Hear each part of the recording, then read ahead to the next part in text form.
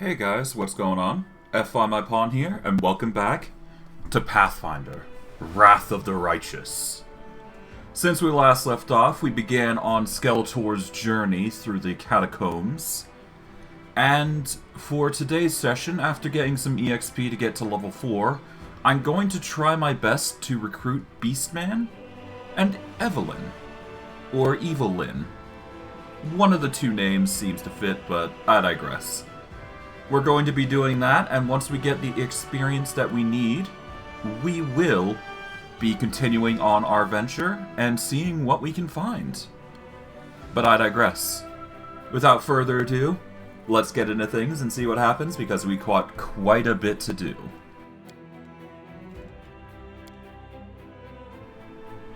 Alright.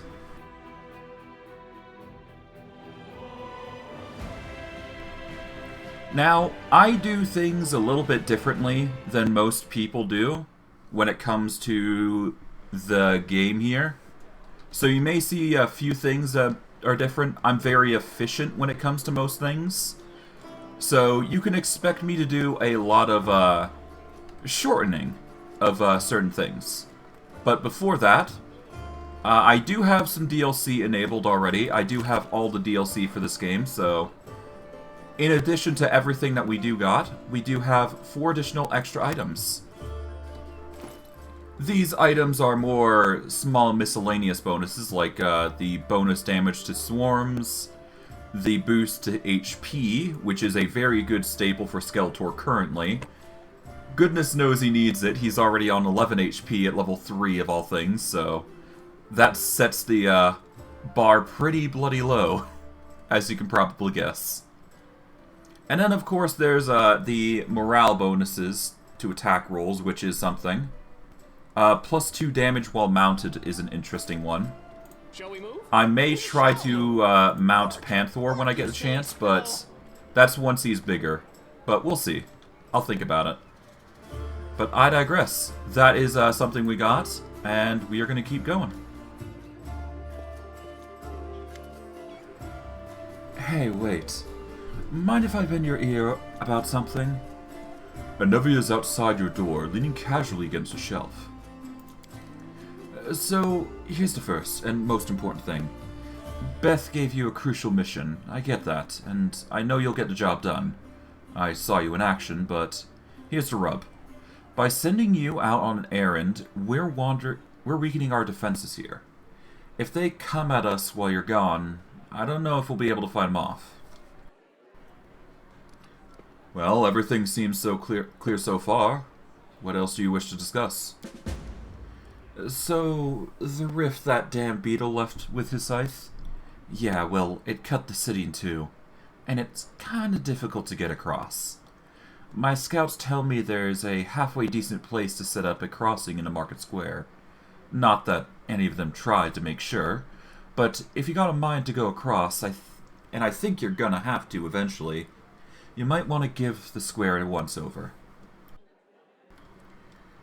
Do you want me to stay here and guard a tavern? You what? No! Your task is far too important. You can't just hole up here all cozy-like, waiting for the demons to knock on the door. We need to take the fight to them. But if those freaks try to make a move on this place, Beth will send a runner to get you. If that happens, you'll let it back here, alright? Because if you don't, you'll be coming back to an ash pile. Got it? When do you think the demons will attack next? Your guess is as good as mine. I might not be here. It might not be here. They could attack the whole damn city. Those vermin know they've lost the upper hand, and we're not going to push back hard. And that we're going to push back hard. If things kick off here, you should know. After they attack, some things could be changed beyond recognition. So, if you got any business that needs taken care of, you better do it soon. Thank you for the warning. Catch you later. Later. Watch yourself out there. Alright, well that's a start. Seems like we got quite the situation brewing. Everything's on fire, notably, so yeah. So before we move on any further, what I'm going to do to maximize the amount of experience we get here, in this particular zone, I am going to turn back on only skill users receive skill check experience. We're going to apply that, and we're going to continue on. We're going to save our game so we have the save set up.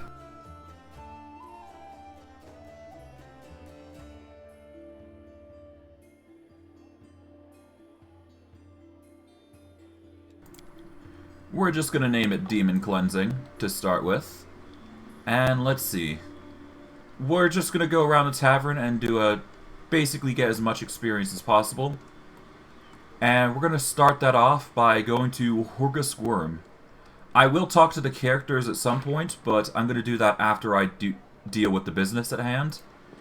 Because we need the experience. Here, take this.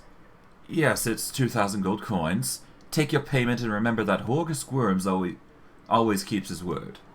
You helped me get back to the surface, and I duly paid you for escorting me. Now, speaking of our future cooperation.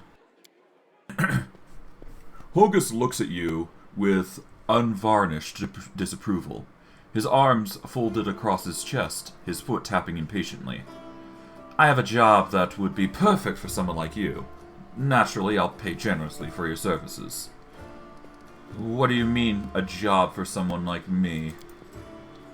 For an adventurer ready to sell their soul for booze, and then lie down drunk in the gutter. Or do you think you're somehow different? A traveling knight, perhaps? Noble heart, but without a coin to your name? Horgus sizes you up critically, then sighs and shrugs. You seem a reliable enough ally to me. And you did get me out of those mongrel caves, so why should I care what you do with my money once you got it? Horgus seems like one of those people who think the entire world owes them something. However, you hear notes of hysteria behind his smug arrogance. It's as though he's really quite nervous, but taking great pains to conceal it.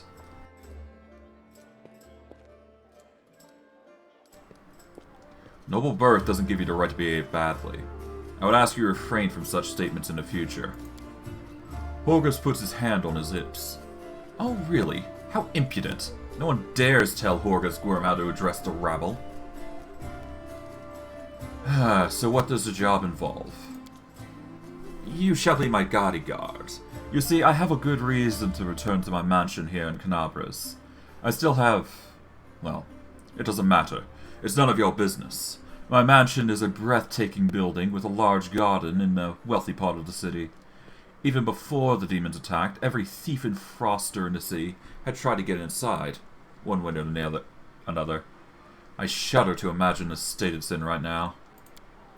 I have little hope that my guards were able to hold the mansion during the attack, and I expect that the servants fled when they saw the demons. Only Abaddon knows what happened to them since. Therefore, I would ask that you meet me at my mansion and guard me there until I complete my business. I already asked the local paladins for help, but they've no desire to set foot outside this tavern. Damn cowards and traitors, that's what they all are. Also, please do take Camilla with you. I trust that girl more than the rest of your gang. She is of noble birth, after all. Alright, what reward are we talking about? 1,000 gold coins, Horgus replies without hesitation. Double the reward and I will think about it. Several tense moments pass in silence, then Horgus's face relaxes. Deal. Deal. Marvelous, most excellent. Horgus's face relaxes, smoothing a few of the tense lines. I'll proceed to my mansion, but at once, and wait for you there. Meanwhile, you needn't worry. I know the city like the back of my hand. But please, do hurry. Unless you want me to lower your reward.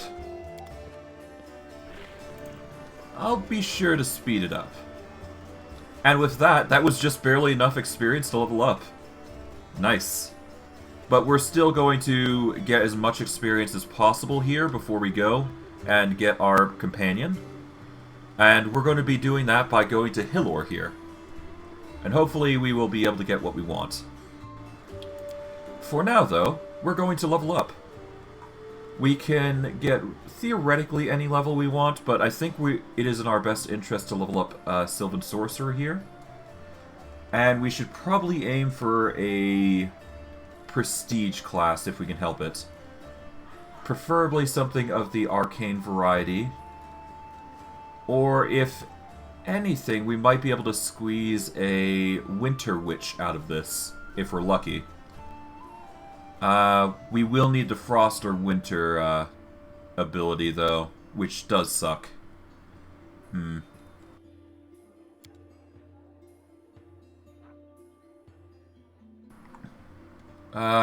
won't be able to get Frost or Winter, though, which does suck, so that might have to be off the table.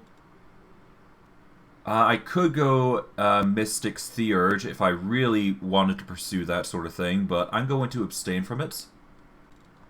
It is nice in certain circumstances, not so good in other circumstances. I think it's actually best if I go Arcane Trickster here, if I can get the sneak attack, which would require a single level in Rogue, which might be harder than it is currently to get. Let's see. If I get a level in a Rogue, I can make it happen. And by level 20, I should have 9th level casting, so it's not like I'm going to be losing much. And if I go the Lich route, then I will be getting the Lich benefits for Sorcerer, which will basically scale up leveling much faster for me. So that is an option. I think it's in our best interest to get Sneak Attack, so we will be going Arcane Trickster here. So I'm going to take a single level in Rogue, which seems like an odd choice, but it really does matter that I do this. Now, do I go Eldritch Scoundrel, or do I go something else entirely? Let's see. I get Scribe Scrolls, I get Cantrips, I get Eldritch Scoundrel. I don't believe I get any significant benefits, though, if I do go this route. Let's see. Knife Master gets me Sneak Stab, which we don't need. Master of All gives us Bardic Knowledge, which adds half class level to all knowledge and lore checks. And we make all knowledge and lore checks untrained. No. A Sylvan Trickster. That's an interesting thing. Oh, but you get Fey Tricks. Interesting.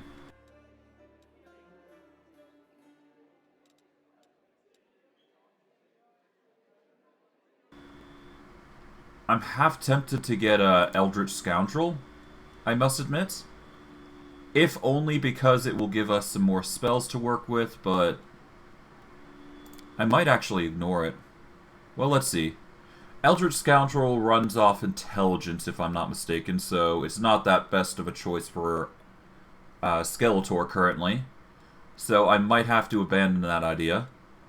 But I can still do the idea of boosting up Charisma here. So that is an option. We do get 4 points if we go Rogue. And Master of All would be decent if we go with Bardic Knowledge. But it's only for knowledge checks, which is not that good. Alright, if we go normal Rogue, we get the usual stuff, though. Let's see. Master of All basically adds Bardic Knowledge for free.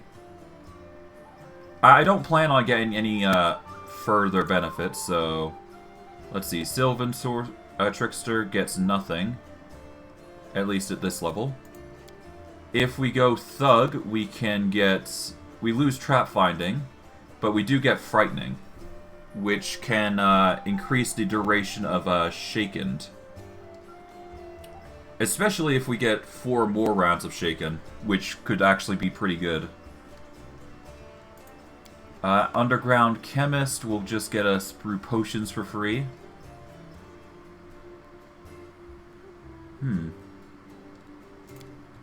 Let's see. You know, I could go Underground Chemist and get potion making. That is an option. Precise splash weapons. Yeah, no, there's nothing too special here. I think I'm going to take a level in Thug because having the Frightened condition is actually pretty good. I think that's for the best course of action, yeah. We'll lose out on trap fighting though, so... yeah, I could sacrifice trap fighting for the ability of frightening. Yeah, let's go 1 level Thug. We will now have 6 skill points to work with. We will put Perception, Persuasion, and UD as a focus. Well, actually, hold on. If I am right, and we want to go Arcane Trickster, we're going to need Trickery and Mobility, at least 4 points worth. And Arcana from the looks of it, so... I guess the best course of action is to pump up Trickery now. And we got training in all skills, so that works in our favor. Alright. Now, before we do recruit anybody, we're going to just go around with Skeletor and grab whatever we can for quests. Or just get experience overall. The dwarf resembles an abandoned citadel. One whose high, crumbling walls are still holding fast, but whose empty, lightless windows make it clear that all inside is dead. Oh, it's you. Good work back there, in the great garrison. Name's Staunton Varn. Have you heard rumors about me? His face, which looks like it has never known anything as carefree as a smile, grimaces. Just you know, everything people say about me. Yes, true. I need to talk to the elf who calls himself the Storyteller. Do you know where I can find him? The Storyteller? Staunton strokes his beard in thought. A strange fellow, that one. He used to sit with me for hours, asking about all sorts of things. He never offered judgment or comfort. He just listened. At first I wanted him and his questions as far away from me as possible. But later, I realized that talking to him did ease my burden a little. I hope he's still alive and well. He's completely blind and feeble too. So if he's alone in the city, well, you probably know what that means. I do know one place he might be. Look for him in the Blackwing. It's a library here. I'll show you where it is on the map. I don't know what use a library is to a blind elf, but he loves the place. He would sit there day and night. What do people say about you? They say I'm a traitor. As bad as a little Woljif, that I'm a disgrace even amongst the ranks of the condemned. That Queen Galfrey should never have spared me. That I belong on the gallows. Why do they hate you so much? You really don't know. Staunton gives you a long, more morose look than sighs. I'm the reason why the Crusade forces are holed up in the fortress along the edge of the World Wound, instead of bringing the fight to the demons. We used to have a foothold in the Wound, the mighty, unassailable city of Dresden. We used to have it, until it fell. And all because of my stupidity. I gave the enemy our main citadel. I was tried. They wanted to execute me, and rightly so. But the Queen intervened. She said that I could live and fight in order and undo what I had done. So that's how I leave. Decade after decade, fighting in the condemned. The dwarf shrugs. As you can see, I fixed nothing, and I have earned no one's forgiveness. Are you gonna spit in my face too? It wouldn't surprise me.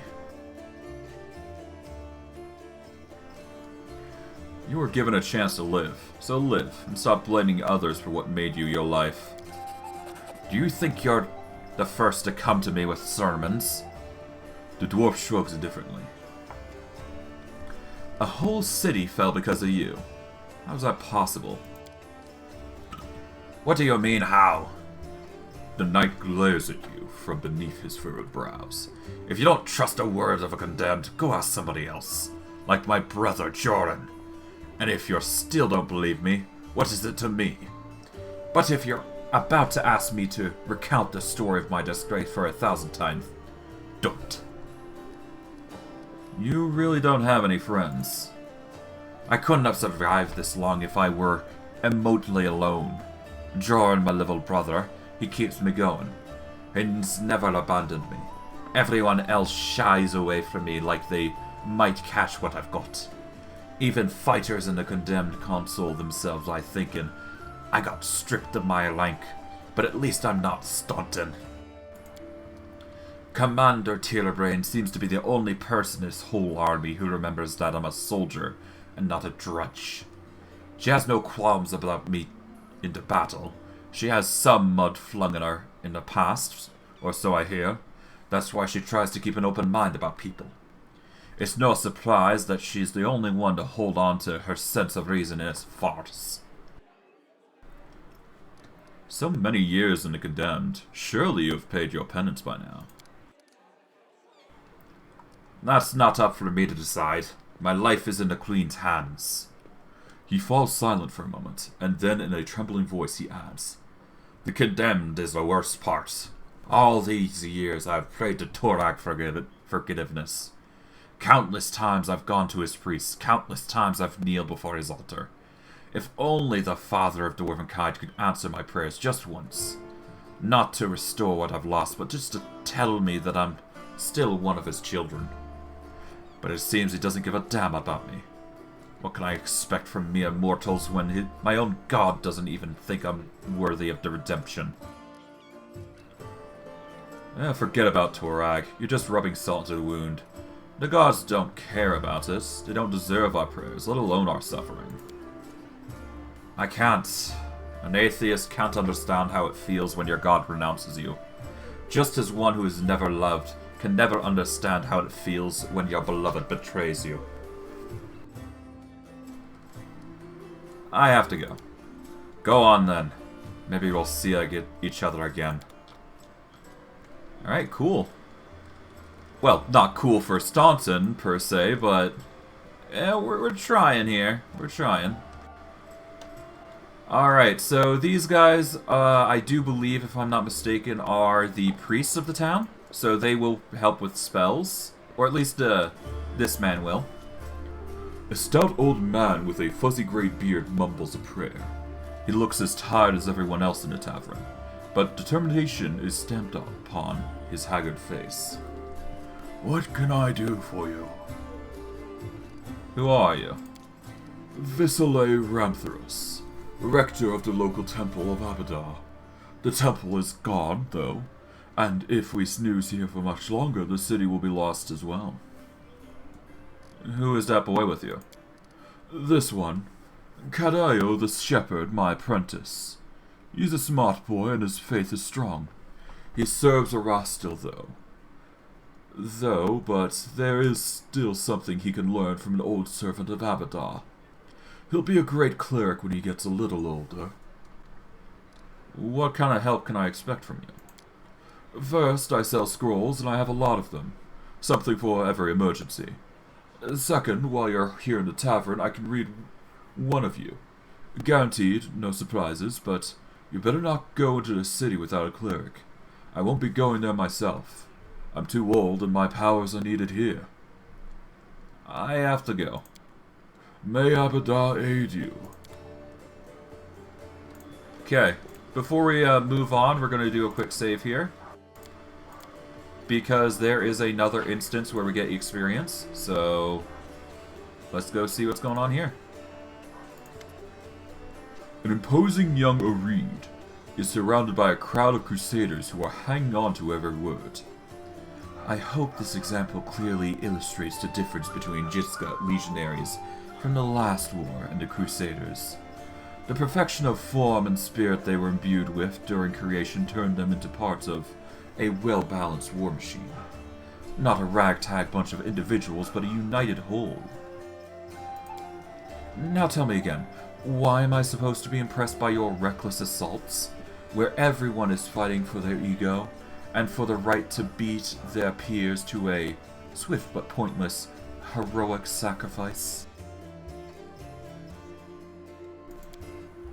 Some of the Crusaders grumble unhappily, but it's clear that they are captivated by the woman's words. The only exception is a scraggly and disheveled halfling monk, whose puffy black eye gives him away as a brawler and a troublemaker. He enthusiastically pushes forward and tries to engage, but one of his friends swiftly jabs him in the back with an elbow, making the poor fellow pause to catch his breath. Looks like we got ourselves a student of warfare. The woman gives you a suspicious look and raises an eyebrow. Were your words meant to recognize my achievements, or to start a fight the way Mendevian Crusaders usually do?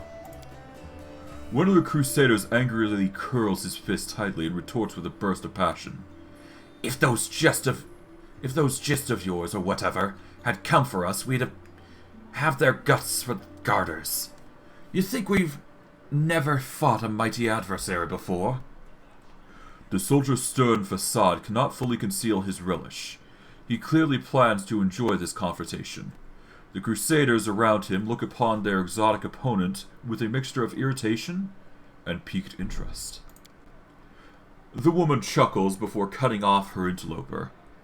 Oh, I would love to see you storm a 60-foot-tall walking castle shaped like a gigantic elephant that carries siege fortifications on its back.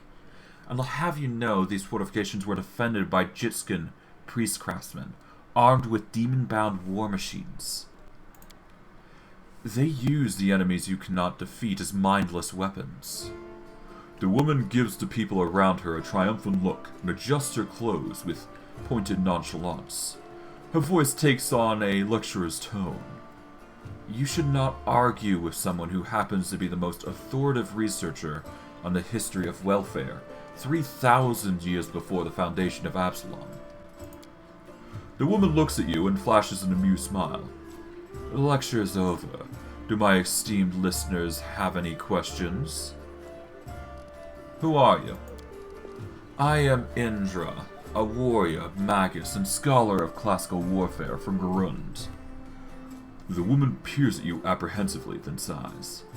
I admit that I'm mildly offended by the fact that my name is entirely unfamiliar to you, but I'm willing to accept that this is due to Avastan's isolation from the sophisticated culture of the world at large.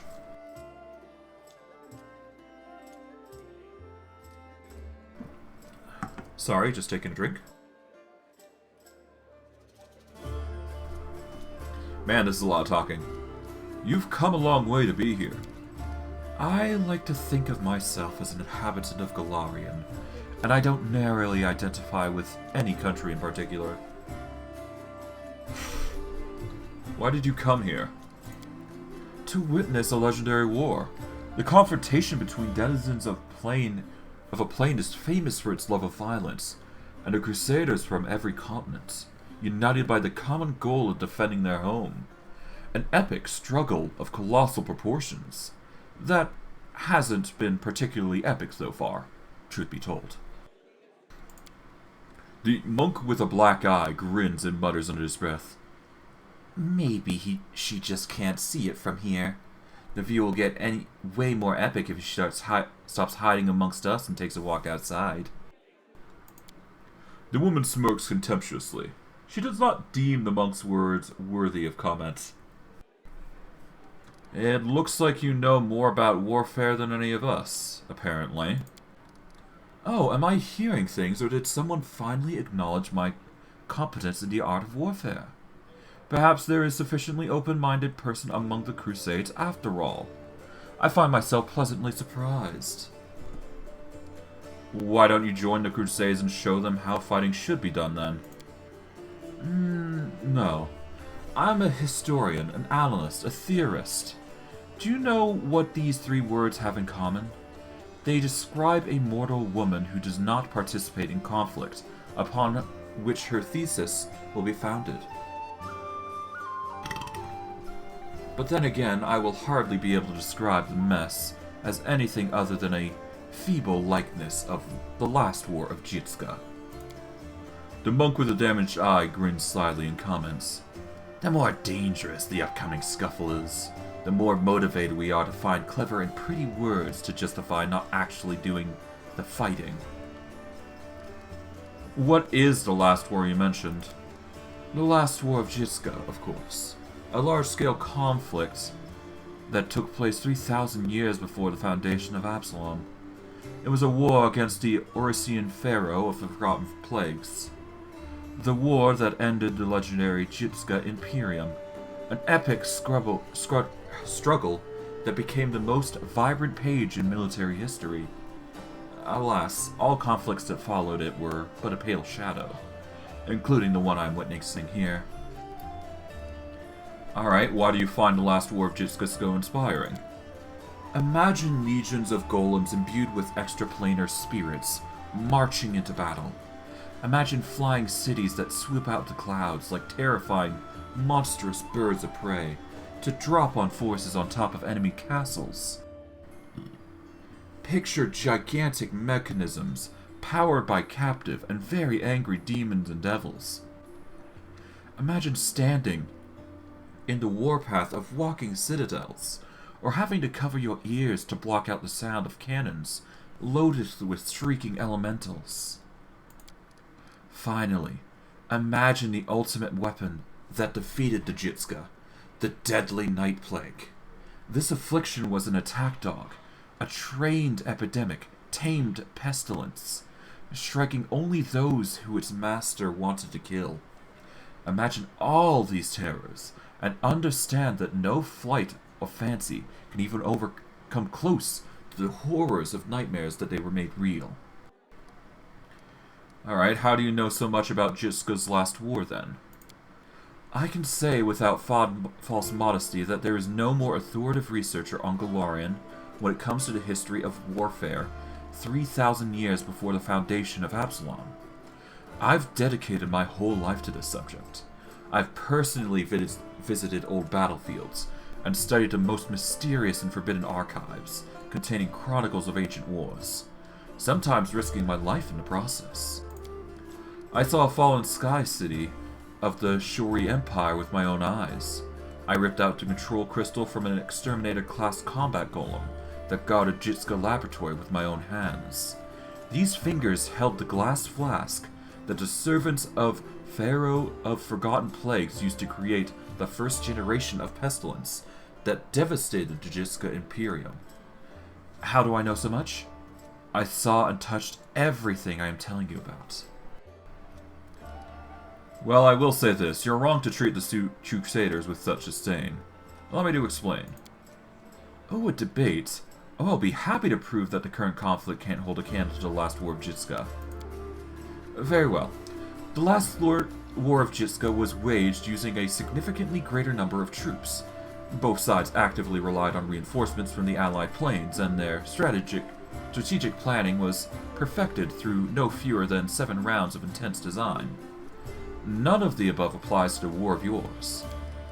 Compared to Jitska, we are but a stone club wielding kobolds. I would like to conclude my thesis with a few words of wise counsel from Dagun, an advisor from Pharaoh of Forgotten Plagues. I doubt you will comprehend the true genius of his statement, but here it is nonetheless. A gadfly sees the ox pays no heed to the gadfly, but crimson fever takes them both.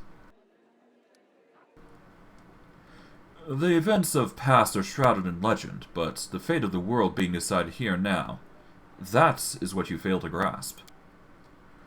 The earnestness on the faces of those around you have taken away Indar's panache, encouraging her to backtrack and stumble over her words. Of course, I'm not trying to diminish the importance of current events.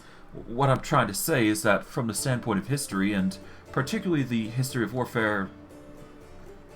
She falls silent, fixedly staring at the unfriendly eyes of her audience. The true importance of these developments won't become obvious until later.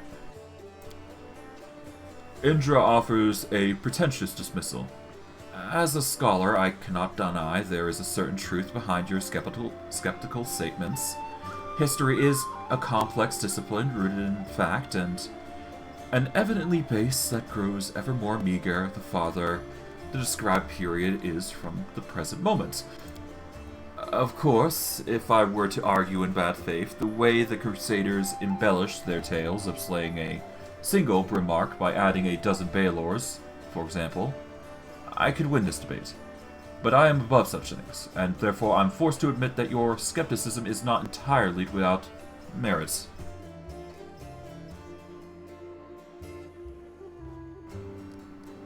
I am certain you would be able to expound upon your arguments in a longer discussion.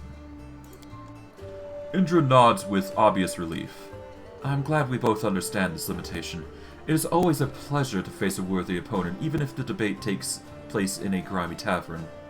Perhaps especially because of that. Indra unbuckles her sword belt and hands you the weapon. This is a worthy blade. It will be of use not only for the strong, but also of the wise. And this is where I bid you farewell. Before the end of the day, I was planning to observe how winged demons use pack tactics to drive their prey like herds of livestock. It's about time I got back to my research. The hint of a smile graces Indra's lips when she sees disappointment in the eyes of many crusaders around here. Stay safe. And she's gone. Just like a flash. Well, that's something. Okay, we can go to Hilor, but we're gonna hold off on him for now. We'll talk with Irabeth next, and go from there. Any success? How's the city? What's our main objective? You heard what the demon said. They're going to desecrate the wardstone and blow up the whole barrier around the world wound. That would be an even worse disaster than the world wound's expansion for the Second Crusade. Not only Canabras, but every city in the wardstone will be destroyed, including the capital. We can't allow that. No matter what, we will retake it, even destroy it if we must. Iomede's gift must not become a weapon of the Abyss. Oh wait, we've already talked about this. Never mind. Let's see. We've already gone over the wardstones. Yes. I think we've gone over the Eagle Watch. Yeah, I think we've gone over this, so... Oh, I guess we didn't. Hold on. I might actually load here just so I can see the text, but...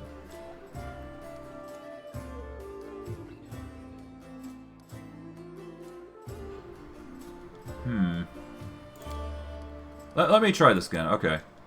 It was a small order created from a fight not only demons, but also the enemy within. To maintain the purity of the Paladin's ranks, prevent heresy and identify spies, and it failed miserably at that. The Templars of the Ivory Labyrinth infiltrated it and formed their nest within its ranks. After the Queen entrusted me with leading this order, Anevi and I practically built it from scratch. We got rid of the deadweights. People who weren't committed, we organized ways to transmit messages and order safely. We introduced reliable ciphers. We found tactics allies around the city, from crusader orders to street beggars. This was my personal crusade, to purge the city of Templars who had infested it. And I thought I was winning. I could feel it. We're so close to driving the cultists out Canabras, but... It's hard to admit, but those successes didn't count for much once the demons entered the city. Okay, how about some personal questions? Frowning a little, Irabeth nods. Please, but I must warn you, there are some things I don't have the right to discuss. Where are you from? I was born in Canabras. I grew up on a farm just outside it, but the way back home lay at the ends of a long and winding road. It took me years of traveling through foreign lands before I came to where I've always belonged. Okay, how did you become a paladin? A bitter smile appears on the half-orc's face. I don't much like to remember it, believe it or not. The story of how I became a paladin is also the story of how I failed to become a knight. My parents were crusaders. Many of their souls stand together in Iwada's celestial army. When I was born, they retired from the war and started preparing me to continue their legacy. But my father was an orc. You'd be pressed to find a calmer, wiser, and more pious servant of the goddess than he. But still, all his life he was dogged by sideways looks and whispers. When I grew older, it was my time to serve. I decided anywhere but Canabras. That was where my father had served loyally, and his only reward had been injustice. Besides, the witch hunters led by the Honorable Prelate Holrun stalked the city with a heavy hand. Who knows what they'd have done to a strange girl with green skin. Instead, I went to... A smirk that looks more like a painful grimace crosses her face. You can laugh all you want, but I was young and foolish. I chose Lastwall of all places. You can imagine how well I was accepted into a country that'd been battling the orcs of Belkazin since its foundation. There were many there like me, but we were all treated as second-class citizens. To the locals, my green skin was worse than leper scabs. Even my brother in faith kept their distance. I took my vows, and the goddess granted me the powers of a paladin. But even then, not a single order would accept me into their ranks. I spent another 6 months knocking on doors before I realized the simple truth. I served Diomede, not these people.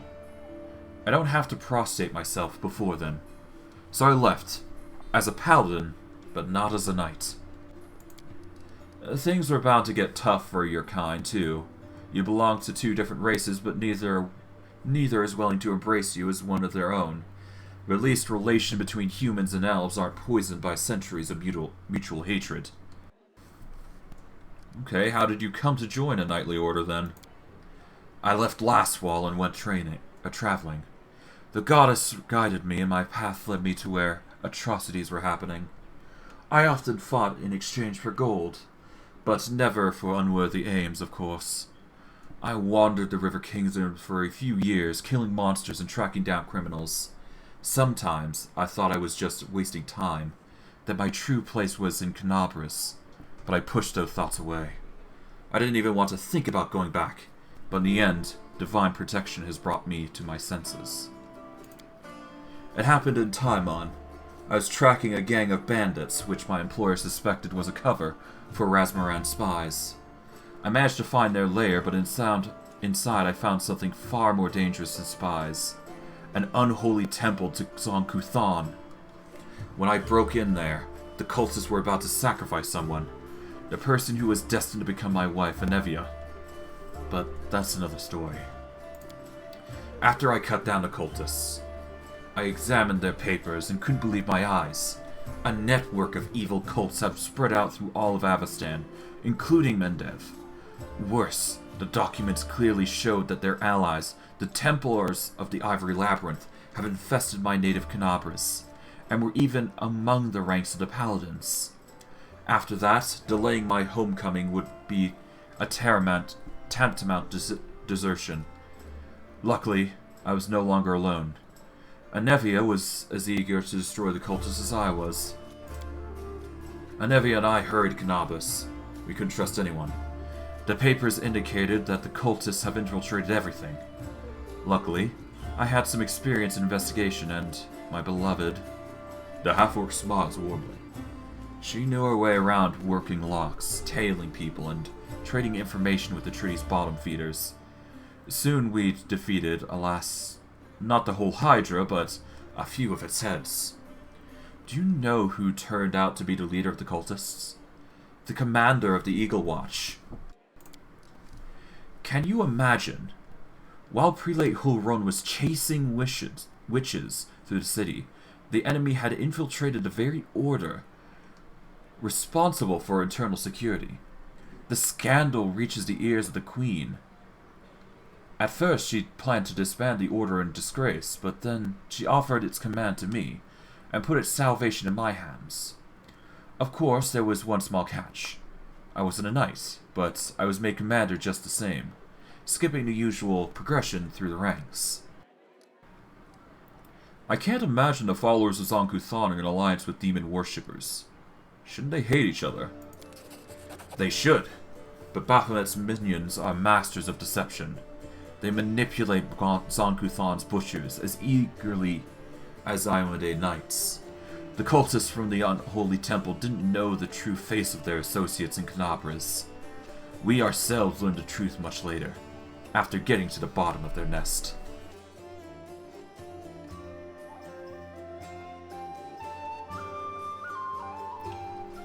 Man, this is a lot of talking. How did the people of Canabras feel about your background? They tolerated it surprisingly well. I shouldn't have been so wary. Crusaders don't tend to be prejudiced, as a rule. After all, heroes from all over the world, even from other continents, come here to fight the demons. Apparently, the people were only superstitious of full-blooded orcs. There are already many like me here, and we don't have any problems. Though the locals do have their superstitions. Mendev is as merciless as Lastwall. They just have a different set of victims. I kept seeing those same sideway looks and scowls, hearing the familiar whispers. But where once they used to whisper behind my back and point at me, now they whisper in my ear and point at someone else. It's so strange to be on the other side of humiliation. To wipe the spit from your face and suddenly be invited to change the position and to spit at someone else. You must have figured out by now that I'm talking about tieflings. It's true that there are many of them among the cultists and a few of them among our crusaders, and our fighters do all they can to drive away those who would be our allies. People shun them, call them Eliru's spawn, or worse, as if they chose to be born like that. I believe it's quite a feat to rise against the call of one blood and join the forces of good. Still, most only of them see them as an enemy. I once saw a knight bleeding to death because he wouldn't let a tiefling priest touch his wound. Alas, I haven't been able to change this in all my time in Canabras. Alright, how about Nevia then? We met in Taimon as I was wandering aimlessly from one Idril to the other. We returned to Canabras together to expose the Templars of the Ivory Labyrinth. The day the Queen knighted me was the second happiest day of my life. The first day was that of our wedding. But Nevia isn't just my beloved, she's my staunch ally. We share every victory and defeat. The best of me is alive back thanks to her. Thank you for saving her back then, the day Canabras fell. Before her return, the only thing giving me strength to protect the Defender's Heart was the hope that I'd see her again. We are in your debt. Thank you for your answers. Let's go. Alright, so I can obviously talk with Helor, I can talk with Sela, but I'm going to hold off on that because there is better things to do right now. And there's a few quests I can accept here and there. We're going to do a quick save here with Gemmel here, and we will continue on. A strange figure towers over the bar. A huge, ungainly man with skin so milky white that his blue veins are visible even from a distance. His bald head is equal parts lumpy and pitted, and blood-filled eyes stare impassively out at you from beneath his pale brows. The glasses in the albino's large, clumsy hands look dangerously delicate, as if one twitch from those calloused fingers would be enough to crush it. A gold medallion is engraved with a tankard gleams around his neck. What'll it be? Alright, who are you? The albino surely takes your measures with his red eyes, and finally, with a gentle sigh, says, Gemmel Hawks, a vampire. Are you really a vampire? Gemmel gives you a long look of reproach, then grudgingly answers, No. How did you end up in the Crusader City? How did anyone end up here? Or how did you? Or them? With a huge hand, the tavern keeper gestures to the ragtag group assembled in the room. The world is big, but there still isn't a place for everyone. People who no longer have a life anywhere, they end up here. Any news in the city? The albino looks around. There are demons everywhere. And you showed up. Are there any places in the city worth visiting? If you mean places that normal people usually stay well away from, then there are plenty. Like the Pataxian wine cellar. Gemmel pauses for effect, like the name of the place alone should make you quiver in fear. It once belonged to the Pataxian trading house.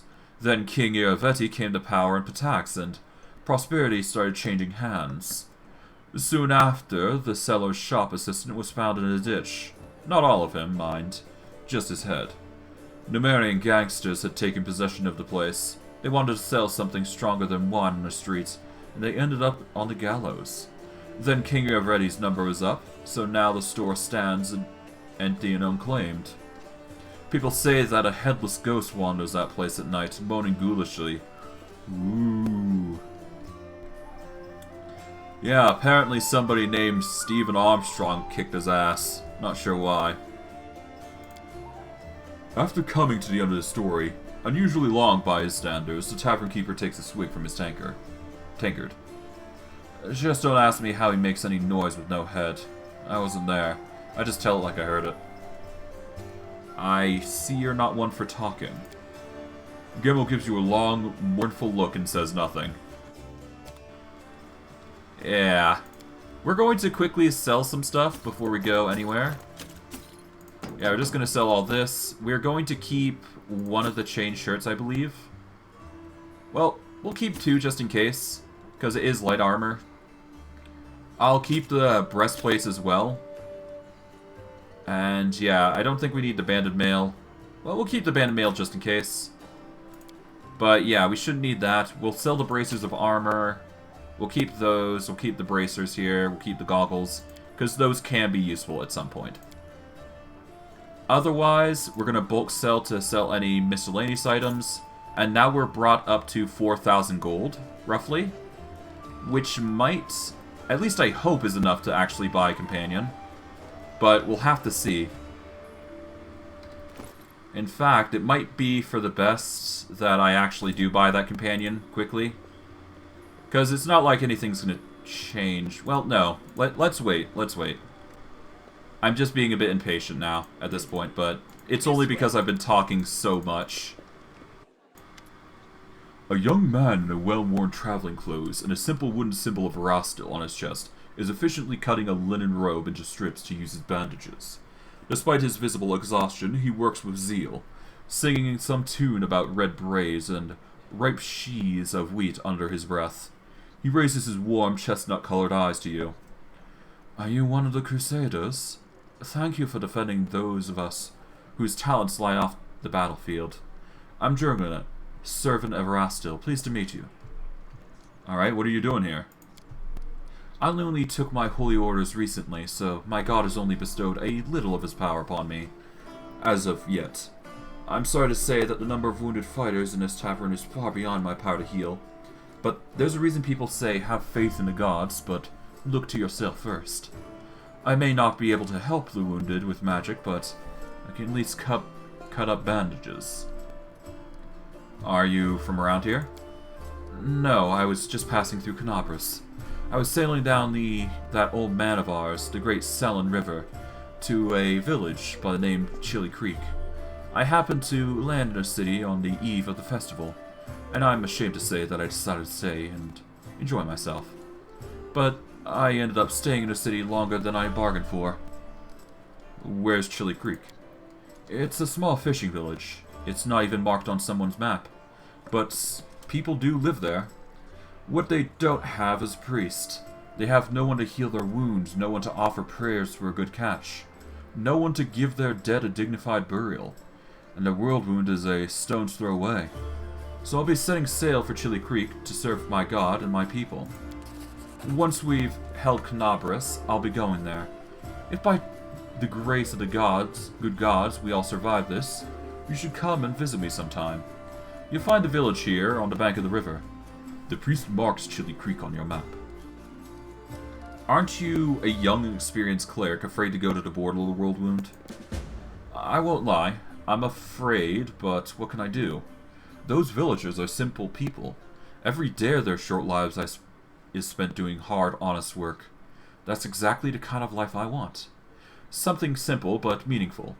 If I had centuries ahead of me, like elves do, I might have spared some 50 years or so to travel around the world. The young man says this with a smile. Or maybe even 100. Why not? But I don't have time to spare, so I don't want to spend my short life in the place where I'm needed most. even if it is dangerous. Especially if it's dangerous. I could use the help of a cleric. Jurna makes a helpless gesture. Erastil knows I'd be glad to help you, but it's no use. My spells are depleted, and I have no training in potion and scrolls. See the rope I'm cutting up for bandages? It's the second to last one. Alright. May Erastil watch over you. Alright, it appears a man here is injured for some reason. Alright, let's talk with him then.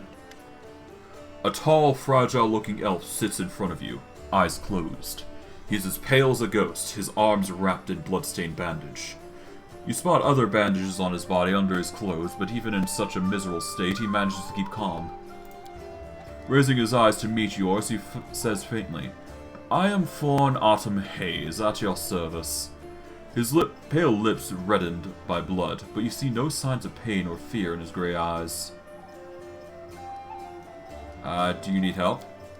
After giving a cold, intense look, he shakes his head. Do not trouble yourself on my behalf. A local healer attended to me.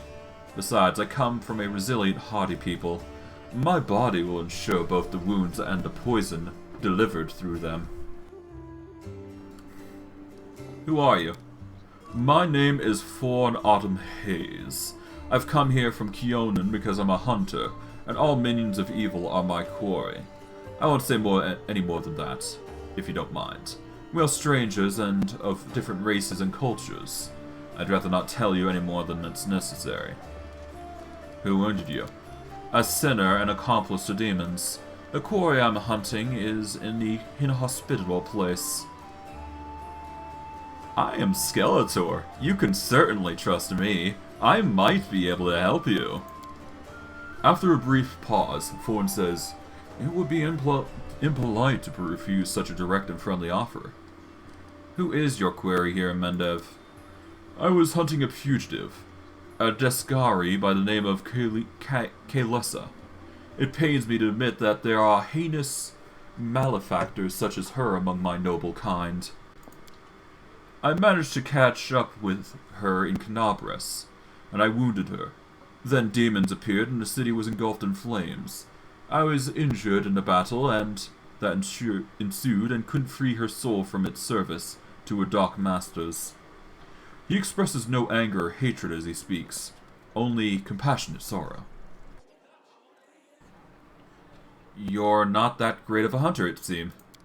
His expression remains different, but his voice is as cold as the mountain stream. Many underestimate the wisdom and experience that my people acquire over the centuries. I do hope that my opponent will misjudge me as you have.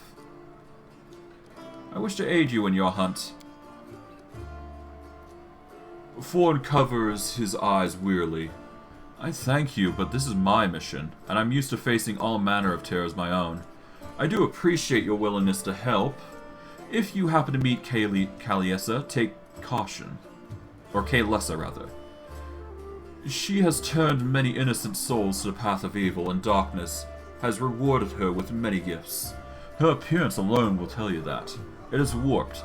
The agate skin, the malicious stare of her blood-red eyes, the bestial teeth. She is more monster than elf at this point. Her skin is okay. Her skin is dark, her hair is perpetually white. Her red eyes can be seen perfectly in the dark, which, to my dismay, I've come to know from experience. But bright light causes her pain. I used an alchemical powder that explodes in a dazzling flash, and she cried out, as if I had stabbed her. It's clear that this woman is a faithful servant of darkness. The marks that Kaelessa's masters have left on her appearance say as much. Okay, let me know more about yourself. I won't hold anything back. Not who I am, why I made my way here, or who I am that I'm pursuing. Tell me more about yourself. Other people tend to believe that identity is the sum of a person's actions, and the events that happen to them. For them, I am one of the long line of warriors of Keonan, who since his youth have dedicated himself to hunting evil and injustice. For them, I am successful and capable huntsman who has tracked down and slain a great many monsters. But I am an elf, and for me, my identity has a different meaning. It is shaped by the place where I was born, and I love so deeply. I am shaped by what I find beautiful and what makes my heart quicken. But the fears that come to me in the dead of night, or by the fears, rather, by the things I find so intolerable that the sight of them, my very core darkens and fills with poison. Thus, to tell you who I am, I would require many days and much candor, which is more than you and I have at our disposal. Why did you choose to be a hunter of evil, then? Because I am the son of a noble and a proud nation. We are sometimes criticized for our arrogance, but no one dares doubt our honor. When a crime is committed, we cannot turn a blind eye. If we were to abandon our obligations to oppose evil, we were to surrender this obligation to other races. We would also relinquish our preeminence. Alright. The quarry, okay. I have no more questions. I'll go. Thanks for the information, my dude. And now we go to the basement, because why not? Okay. Now, before we do anything... Well, I guess we can go here, so let's do a quick save. Because this does matter somewhat, anyways. There we go.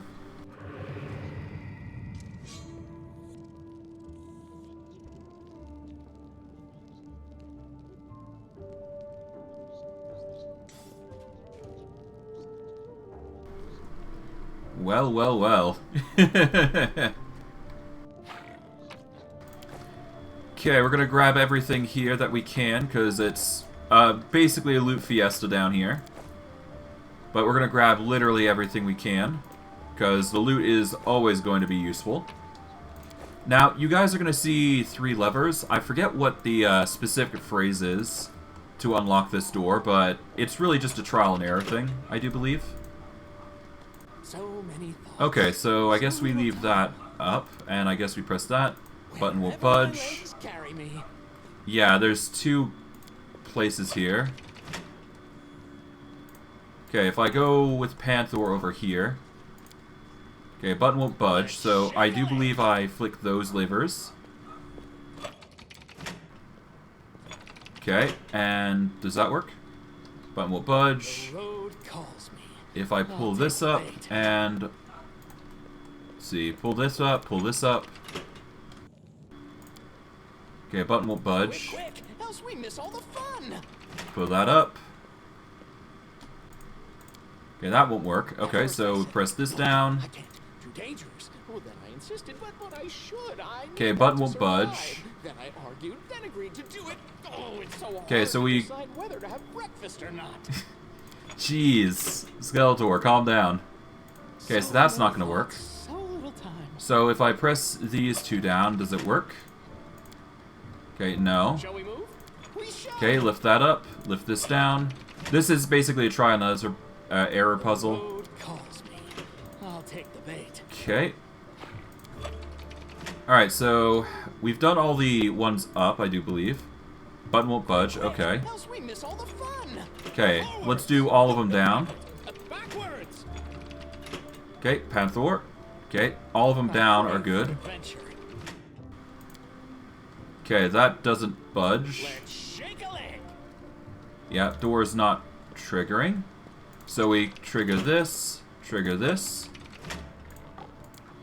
Okay, that doesn't do it. So flick that down, flick this up. There we go. It was one of those.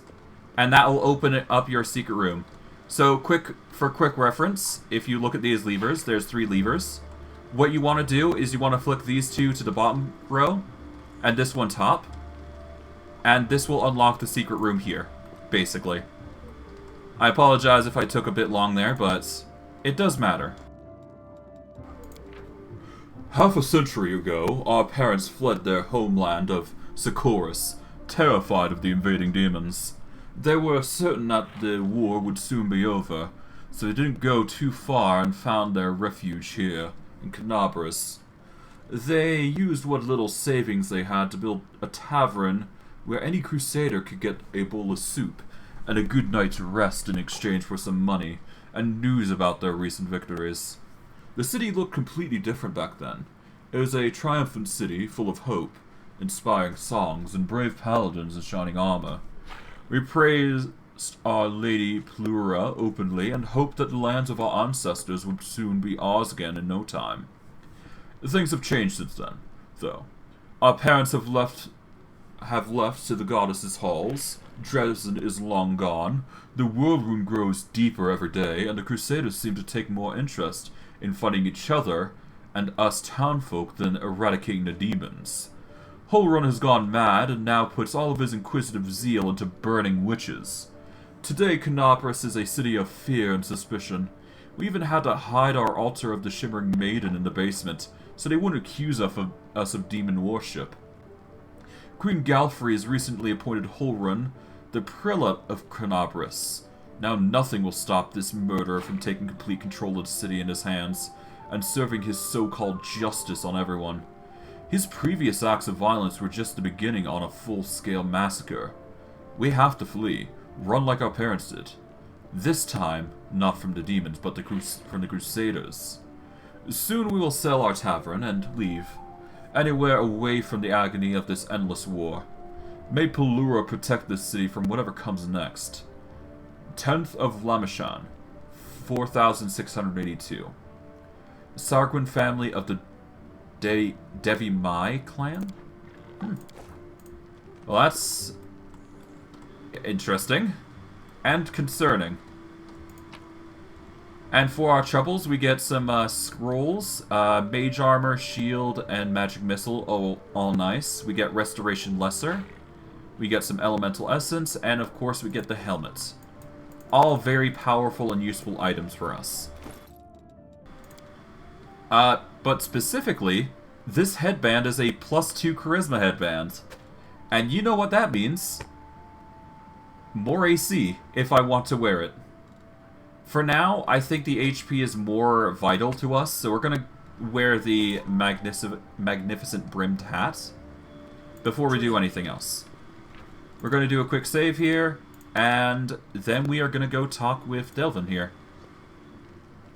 Yep. Hey, Chief. Hey, Dreamboat, come over here. I want to talk to you about something. Something really important. The young tiefling sits cross-legged on the floor. He looks relatively calm for someone in shackles, but his tail whisks back and forth in agitation. Noticing your attention, the tiefling sits up and beckons you over.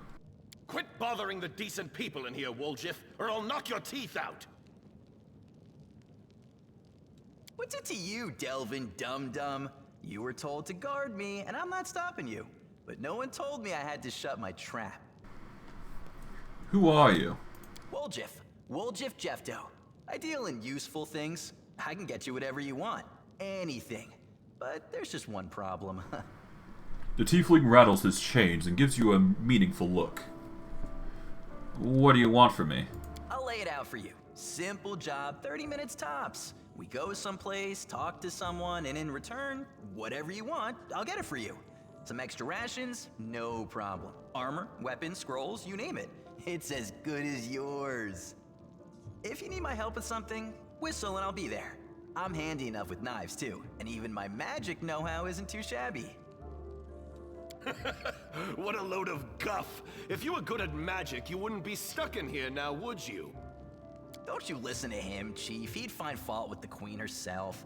I'll be useful to have in battle, and I'll sell whatever you want at a reasonable price. It's your lucky day. You won't meet another gem like me in Canabras. I can't help you while you're chained up here. How can I free you? That's easy. You know Irabeth? Feisty-looking gal, always wears armor. You can't miss her. She's the meanest fighter in the whole city. When you see her, put in a good word for me, will ya? Tell her there's this guy Woljif locked up for no good reason in the Defender's Heart. Well, for the follies of his youth. And he really wants to get out on bail so he can keep up his good behavior and make a contribution to society. You got that? Will you do it? Alright, I'll talk to Irabeth about your situation. I knew I could count on you. Knew it the moment I laid eyes on you. Why are you in chains? Does it really matter? Don't get hung up on the past, Chief. Don't look to the future. Live in the here and now. He was caught thieving.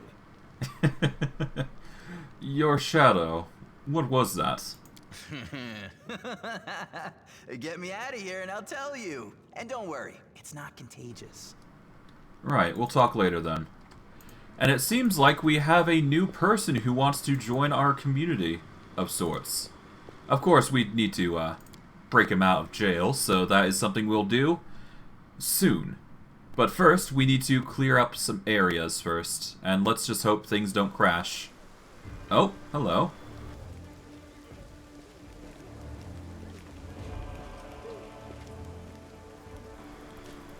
Commander, look what we got here. Are you two mad? Whatever possessed you to steal the gem golem from the Tower of Estrad? We didn't steal nothing, Commander. We just saw some looters dragging it down the street and we were captured. That shiny fellow belongs to the treasury. The inlay alone is worth more than your lives. Joran, see that no one lays so much as a finger on this golem or plucks out a single gem. Please. Well, that's interesting. But hey, golden golem. That's an interesting development. Okay, we've got some loot here. And we got loot dotted around everywhere, so we're gonna yoink as much as we can. And, hello. A grizzled dwarf turns a blade in his calloused hands, carefully inspecting its edge. When he sees you approaching, he sets the blade aside and greets you with a nod. A new face in the city. You picked a good time to come to Canabras. As you can see, we're in sore need of warriors. Alright, do you know everybody in Canabras by sight? Well, not everyone, but I make it my business to know people who might need my services. A blacksmith's work isn't just the anvil, you know. Are you Staunton Varn's brother? Yep. Wherever he goes, I go. That's how we've always done it, even before the World Wound. I forge the armor, he goes into battle and breaks it, he brings it back to me, and I repair it and make it better than before. Everything's changed since then, of course, but that part hasn't stayed the same. Or that part has stayed the same, rather. How was Staunton to blame for the fall of Dresden? I've told this story many times before already. Well, telling it one more time won't kill me. The blacksmith sighs. Dresden was built after the First Crusade, back when it seemed like victory was ours for the taking, and that the demon invasion would be soon at an end. The population of Old Socorus was thoroughly diminished, and many of them hoped to see their hard fighting repaid with a small plot of unclaimed land. Dresden was a fortress built on all of our hopes, and on Mendev's ambitions. Though you're not supposed to say that out loud. What a city it was, Skeletor. You can't even imagine. It was built by the finest engineers from the Five King Mountains. Queen Gallifrey spared no expense. Dresden was meant to be the capital of the Crusade movement, a monument of its glory and a beacon of hope for all of Glorian. Heroes were drawn there to seek fame and glory, and they came from all over. Taldor, Garund, Tianzia. I couldn't list them all. A relic known as the Sword of Valor was kept there, the banner that had been carried into battle by Iollade herself, back from where she was still human. That banner protected the city and kept the demons from teleporting inside its walls. As long as that banner was in that place, Dresden was invincible. Or so we thought. But then, the World Wound suddenly expanded. The demons launched a new onslaught and folks started saying that it was time to declare the Second Crusade. Dresden was unassailable, until one young officer was tempted by a beautiful woman. She convinced him that the banner shouldn't be hanging in the city, that its rightful place was on the battlefield. She whispered honey words about glory and valor, and convinced him that he could be a hero as great as Iollade herself. And the poor fool believed her. He rounded up some of his hot-headed friends and carried the banner outside the gates on an unauthorized foray. The demons slaughtered them within seconds. But, for some reason, the courageous Lingling leader was spared. A whole army teleported into Dresden. It was a bloodbath. Joran shakes his head solemnly. As you can guess, that officer was called Staunton Varn. And a woman turned out to be a demon. Not just any demon, it was Monago. The foul wretch. She's given us a lot of grief here in Canabres, too. Just don't ask me what I was doing while my brother was off having trysts with that beast, and why I didn't save him from his own stupidity. The blacksmith gestures as if to ward off inevitable reprobation. Who could have guessed it would end like this? I failed my brother, that's the truth. I blame myself every day looking at his plight. So that's the story. Why do you have your forge here in the tavern yard? Wherever I am, that is where my forge is. A true master of the craft will always find the tools they need. I miss my old forge, of course. It's now just a pile of charred stone and metal, but I've still got my hands, and that means I can work. Do you recognize this sword? Do I recognize it? Of course I do. I made it with my own bloody hands. There's my brand, see? The dwarf carefully takes the sword in his hands, gazing at it like a doting father. Oh, Yanael. Things have been tough without you, but at least we still got your sword. That's something. Joran returns the sword to you. In battle, ordinary swords get blunted. They break, but sometimes a weapon can persevere.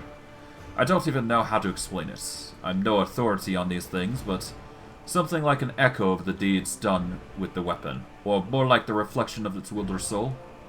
I don't know. I will say one thing. Take care of that sword. Yaniel may no longer be with us, but the demons will still remember what they need to turn tail and run when they see radiance. Ooh, the scabbard's all worn. We can't be having a fine sword like that being carried around in this tatty thing. I'll make you a new one, if you like. If the city stands strong and we both survive, come see me again and I'll have it ready. No charge. Alright, show me your wares real quick and we'll see what else we got. We will just sell the majority of weapons that we don't need, so... It may seem like a stupid idea that I'm selling everything, but I'm going to pick and choose real quick as I go along.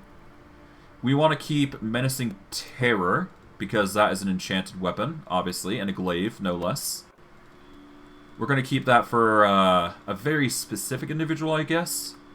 The Claw of Jitska is a flaming short sword, which is nice if we didn't have to worry about demons and their immunities. We'll keep Radiance, obviously, because that is obviously a weapon that's going to be needed to be kept. Let's see. We can keep Size, we can keep Bardishas. It's hard to say what I want, though. We'll take the armor and stuff off everybody else here, because we don't need to worry about equipping them for the most part. Take this off. There we go. We'll sell the Masterwork Glaive, I guess, here. There we go. Cold Iron Rapier and Cold Iron Masterwork Javelin. We are going to need Cold Iron weapons. I'm not going to deny that. So we should at least keep those around. Let's see. Masterwork, Daggers. We want to go price and descending order, naturally. Okay, Flail, Light Mace, Long Spears. Okay, we're going to keep the Rapier. We're going to keep... Well, do we need a Rapier? No. I'd rather have a Long Spear, if anything, or anything like that. Okay. We're going to keep the Javelin, obviously. We're going to keep the... Let's keep the Cold Iron Longsword. And what else? Is there any reach weapons that we can use? No. So I think the Javelin and Longsword are just the best choices here. So we'll keep those. And we should be fine. Alright, that's a bunch of money given to us now. that we can utilize on a whim. We'll sell the buckler and the block there. We'll sell the scale mail. Keep the chain shirts. Sell the chain mail. Banded mail, we'll sell. We'll keep the Crypt Raider's armor because it's an enchanted piece. And yeah. We'll go by price and descending order, see if we get something interesting. Attrition Dagger. Now, most of you might think this dagger is pretty meh, but it is one of the few strongest daggers you can have in the game, strictly because of its Constitution ability damage. I will say this forthright. If a weapon deals ability damage, it is in your best interest to consider grabbing it if you want to use that weapon specifically. Now, with the Attrition Dagger, it deals Constitution damage. Of course, it has a limit of not going below 5, but having something like that is enough to weaken an enemy to the point where they can be killed really easily. It's no different than striking Skeletor right now with Constitution damage, which is really nasty for him. Let's see. There's also a few other things if you want to grab those. There's like DR3 with a -3 to perception. There's a Deceptive Buckler. Armor of Vigilance, which appears to be a leather armor with +4 against sneak attacks. Yeah. There's also the Trident here, which I'm actually going to consider grabbing at some point. Is it a reach weapon, though? It is not, but it's still going to be useful. I'm probably going to grab the Trident at some point, but that is for a specific individual, though. And we will get into him later. The magnificent and glittering golem, encrusted with gems and covered in intricate flowery embroidery, triumphantly screams, "Happy to be of service! May Lyn brighten and vivify your day." What are you? I am the Prestidigitator Golem. Many millennia ago, I was built by the Atlantic clerics of Lyn, the goddess of beauty, to make the world a better place. In my joyful service, I have visited many lands, and for the past few centuries, I have resided at the Temple of the Sunrise Chrysanthemums in Tianzia. But then, the good cleric saw fit to offer me a gift to the Mendevian Crusaders so that you could share in the beauty I can create. Can you do anything useful? My creators granted me the ability to place illusions on various items. I could change their color and texture to make them more beautiful and appealing to the eye. Would you like me to cast an illusion over your armor to make it green? Green is a very pleasant color and it will match your eyes. How did you end up here? I was in the Taster of Estrad Museum, but then some not-so-beautiful people came and started smashing everything. I asked them to show restraint, and that is when they decided to steal me. After all, I am beautiful and very valuable. They dragged me down to the street, but I didn't want to go with them, so I kept stopping. The least beautiful of my kidnappers threw me over his shoulder and tried to run away with me, but I am very heavy, so his back made a not-so-beautiful crunching sound. He started yelling, and then everyone else started yelling, and some of that yelling was directed at me, and then they started hitting me with their not-so-beautiful weapons. And then some good crusaders drove them off and brought me here. And now I've been lumbered with you. Waste of good metal you are. And instead of working, I'm supposed to keep an eye on you so no one is tempted by the walking treasure trove. What can you do to help the war effort? I was not designed for any type of combat, yet I can bring beauty and harmony to any type of combat. But yeah. This golem is basically your appearance creator. So basically, when you pick up armor, he'll basically redesign you, appearance-wise. So, for example, say you are trying to change your type of hat. You can change it with anything in your inventory, and it will change it to the different appearance appropriate. So if I were to put on the thing of charisma, or the headband of charisma, it would give me a cap-looking thing if I were to use the hat specifically. Which is a decent look, I won't deny. But I'm not going to pursue it.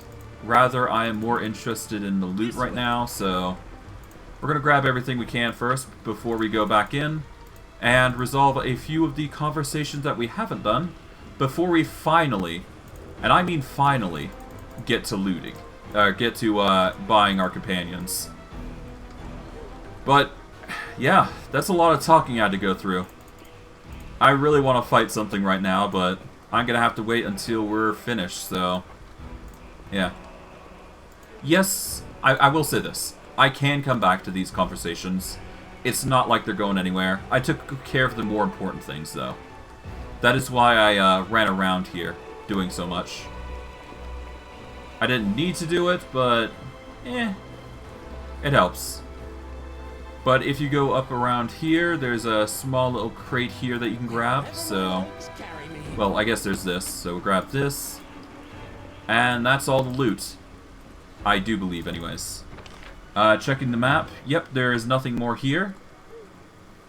And we just move on our merry way over to here, and we're good to go. Okay, that's everything, I think. To the tavern. Alright. Now, if I recall correctly, the only person that we haven't talked with is Anevia here. That is an NPC. I think everything else is otherwise fine and dandy. Yep, let's just talk with Anevia and we'll be on our merry way. Anevia in her muted colors blends almost perfectly into background. She appears relaxed, but her seemingly unfocused eyes are taking in everything around her, tracking and filtering potential threats. The only tell is the way she drums her fingers on her hip near her weapon sheath. She shows no sign of her injuries and confidently leans on her previously broken leg. She pretends to have just noticed you, even though she watched you approach from afar. Oh hey, see how they patched me up. Now I can run, jump, or dance a jig if I feel like it. Are there any suspicious places in the city that I should pay attention to? There was a couple of spots I wanted to check out, but I didn't have the time. If there really is a den of cultists there, it would be good if you could swoop in there and bust some heads in. You don't need a search warrant. Anevia shoots you a crooked smile. The first one is the Silken Thread. It's a funny little tailor shop that doesn't take any orders and never buys any fabric.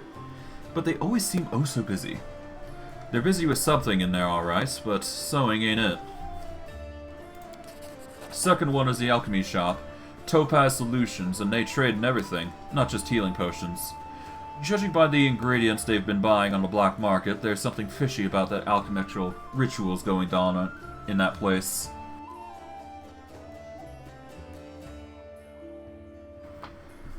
Alright. Tell me about yourself. She shrugs with a lazy smile. I'd be happy to, but there's kinda nothing to tell. What's so interesting about me? Well, where are you from? Nowhere. I was blown in by the wind and found in a cabbage patch. She stopped short. Sorry, that's an old habit of mine. I don't like blabbing about my past, but you saved my skin, so I guess I kinda owe you not to clown around, right? I'm from Nadal, and I wouldn't wish my homeland on my worst enemy. You've heard of the place, I'm sure, ruled by monsters that aren't alive nor dead, and have the official religion the cult of Zon-Kuthon. I grew up in the slum like a weed between the cobblestones. Didn't have a dad, but I had lots of aunts and uncles. My mom's cronies. No prize for guessing the kind of business she was involved in. They gave me a set of lockpicks, and as soon as I could hold a spoon, and while other kids were picking their noses, I was picking pockets. When I was 12, the monks of the Silent Shroud came for us. Creepy guys with their mouths sewn shut. They were the guards of Nisrosh. Mother gave me to her friends, and we hid in the secret temple of Desna. Never saw my mom again. I lay low for the temple the next few years, kept my head down. I washed floors, fetched water, listened to sermons. Funny thing, after a while I started liking Desna's teachings. But as soon as I was old enough, I got out of there. I left Nadal and got far away as I could. Quite the ragtag group you got here, from nobles to street thieves. You got that right. Only the best for you. What you do if the knights and nobles fail to save the world, the lowlives are only hope. How did you meet Erebeth? I was bumming around in Timon a while back, doing this and that. One sec. No, okay. Desmond's temples sometimes gave me odd jobs, you know. Sometimes they needed people with skills like mine, or on the surface it was fine, I guess. After Nadal, the freedom of the River Kingdom seemed like heaven. My chance to sit back and enjoy life. I wasn't happy. There just wasn't any joy in my new life. I was all alone. No one cared about me, and I didn't care about anyone either. I struggled to find a reason to drag myself out of bed every morning. Tying a stone around my neck and jumping into the nearest river started to look pretty appealing. One day I was hired to follow some fella who the loyal authorities suspected were Resmaran spies. I was stupid. I made a rookie's mistake and they caught me. It's like my body had already decided to do what my mind had been fighting. To finally put me out of my misery. Get someone else to kill me. Since I didn't have the guts to do it myself. They grabbed me. I thought they'd gut me on the spot, but instead they hog-tied me and dragged me off. And just like an animal going to the slaughter, my only thought was, well, let's get this over with. They brought me to their stinking cave, threw me on their altar, and I realized who it was. Guthites from Nadal. They tracked me down after all those years, but I didn't care anymore.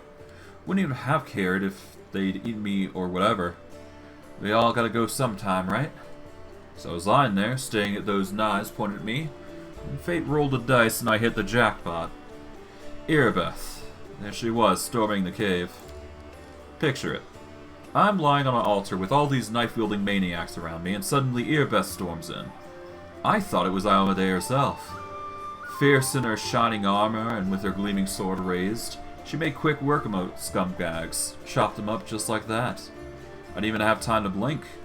She untied me and then... She looked through those papers they had on the table and she started swearing like a sailor. So much for Iomedae. How did you and Erebeth end up at Canabras then? After almost becoming a human sacrifice, I knew I never wanted to leave Erebeth's side. Desna knows, I fell for her instantly, and I fell hard. My misery is gone, and when Erebeth showed me what was those papers, proof that the cultists had a nest in her home city, well, I offered to help without a second thought. Olivia smiles warmly. She must have figured I couldn't wait to get my revenge on the cultists, but I didn't give a damn about them. It was her. I'd go anywhere for her, even on a crusade or in the jaws of a dragon. But I took life into Canabras like a duck to water. I used to be an outcast wherever I went, but half the crusaders are the same. After all, who'd volunteer to tangle with demons on the edge of the abyss? You gotta either be a goody two-shoes with too much honor and free time, or a misfit with no life out in the normal world with normal people. People come here to run away from their debts, for their past, from themselves. So I fit right in. What's it like living with Erebeth? It's like living. Without her, I wouldn't be here. Seriously, if I were alone, I'd definitely be gone by now. Sure, sometimes we argue, I can't deny that, but sometimes we bang our fists on the table and yell so loud that the walls shake. That's all about order business, but at home, I'll give you an example. I kinda always want to move out of the broom closet we call a house, and into somewhere cozier. It ain't like they take a vow of poverty at the Eagle Watch, but every month, somehow, most of our spare money is spent on Crusader business. Sure, I get mad about it, but it's part of why I love her so much. You know, Erebeth has that thing that matters most to a person, a purpose in life. She always got a reason for whatever she's doing. Her whole life is a crusade, and I just drifted around, like a leaf in the wind, until Desna brought us together. Now she's the meaning of my life. So it really makes no difference if we live in a mansion or under a bush. Thanks for the answers. What are your responsibilities in the Eagle Watch? Olivia smiles evasively. Nothing official. I'm not even a knight, you know. I just hang around. You sure you want the details? Catching traitors and spies and cultists is no walk in the park. It's a delicate job. You can't always do it all within the letter of the law. What if we surprise some suspicious blighter in the official search? Everyone will know about it before long, staring at their cronies. Then again, sneaking into people's houses at night ain't exactly legal. Crusaders can't be doing stuff like that now, can they? Well, I'm not exactly a knight. She trails off, as she says. Alright, you watch yourself now. Okay, after all of that, we are going to go to quickly save here, because this will determine a lot of things. But ultimately, we want to go into our options again. We're going to go into difficulty, and we are finally going to turn off the ability that we did turn off. So we're going to make it so everybody gets skill checks. We're going to apply that. And there we go. So everybody should be able to get a skill check experience now again. Specifically those in the party, though.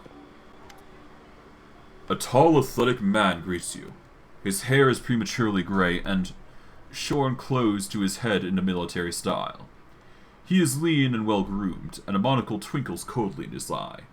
The bold set of his jaws and his large but agile frame at least attest that here is a man who is always ready to be on the move. Greetings. I am Hilor, venture captain of the Pathfinder Society. I'm the superior officer among the Pathfinders in the region of Mendev. However, the Society is running almost no operation here right now. Besides me, there is almost no Pathfinders here.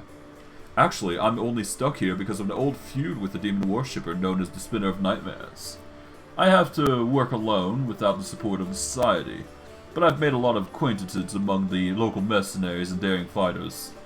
If you need any good fighters for an honest cause, talk to me.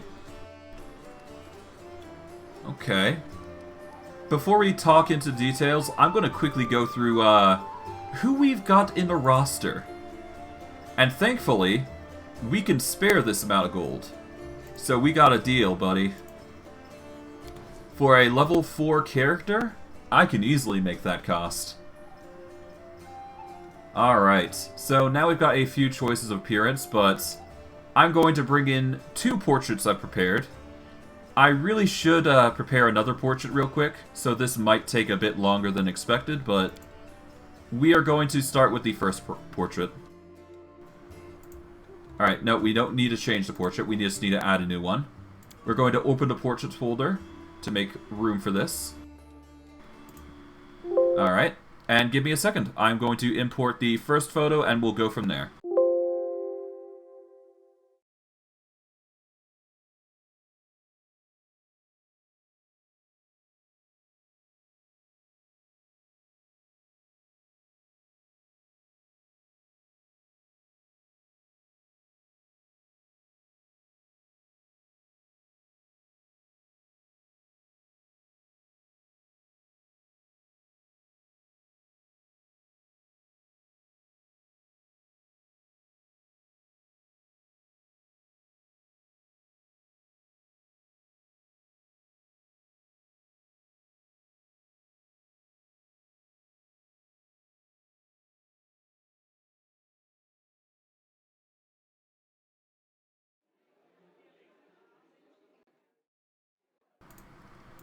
Alright, that should be the photo set up.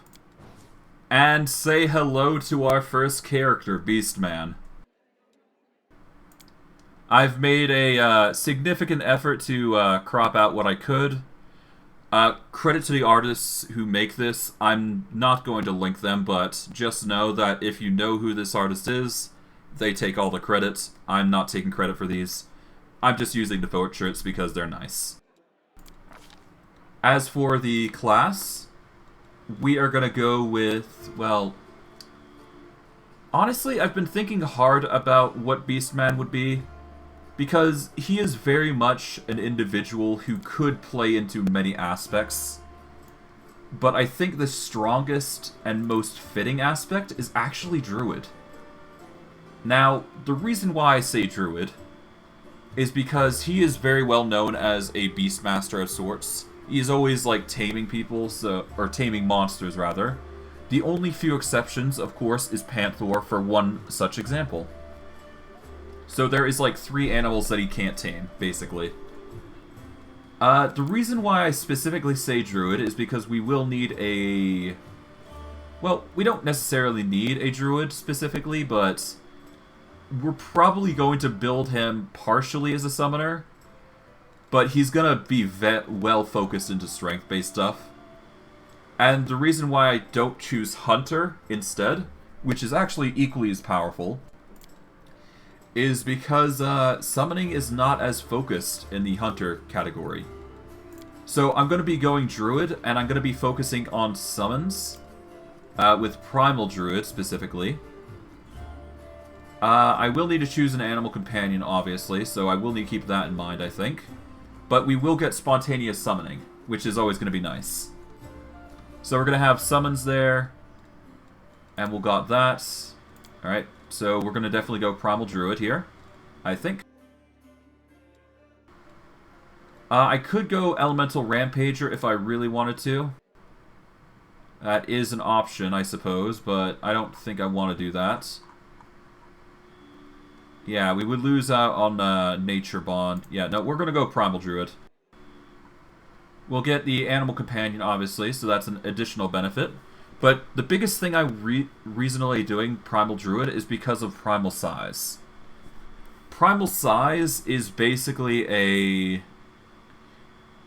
Basically, the Druid gets Enlarged Person, and it basically increases Enlarged Person's bonuses to +4 size bonus to Strength and Con, and +6 size bonus to Strength and Con instead of the usual bonuses. It also increases by 2 size categories, so that's also another thing to keep in mind.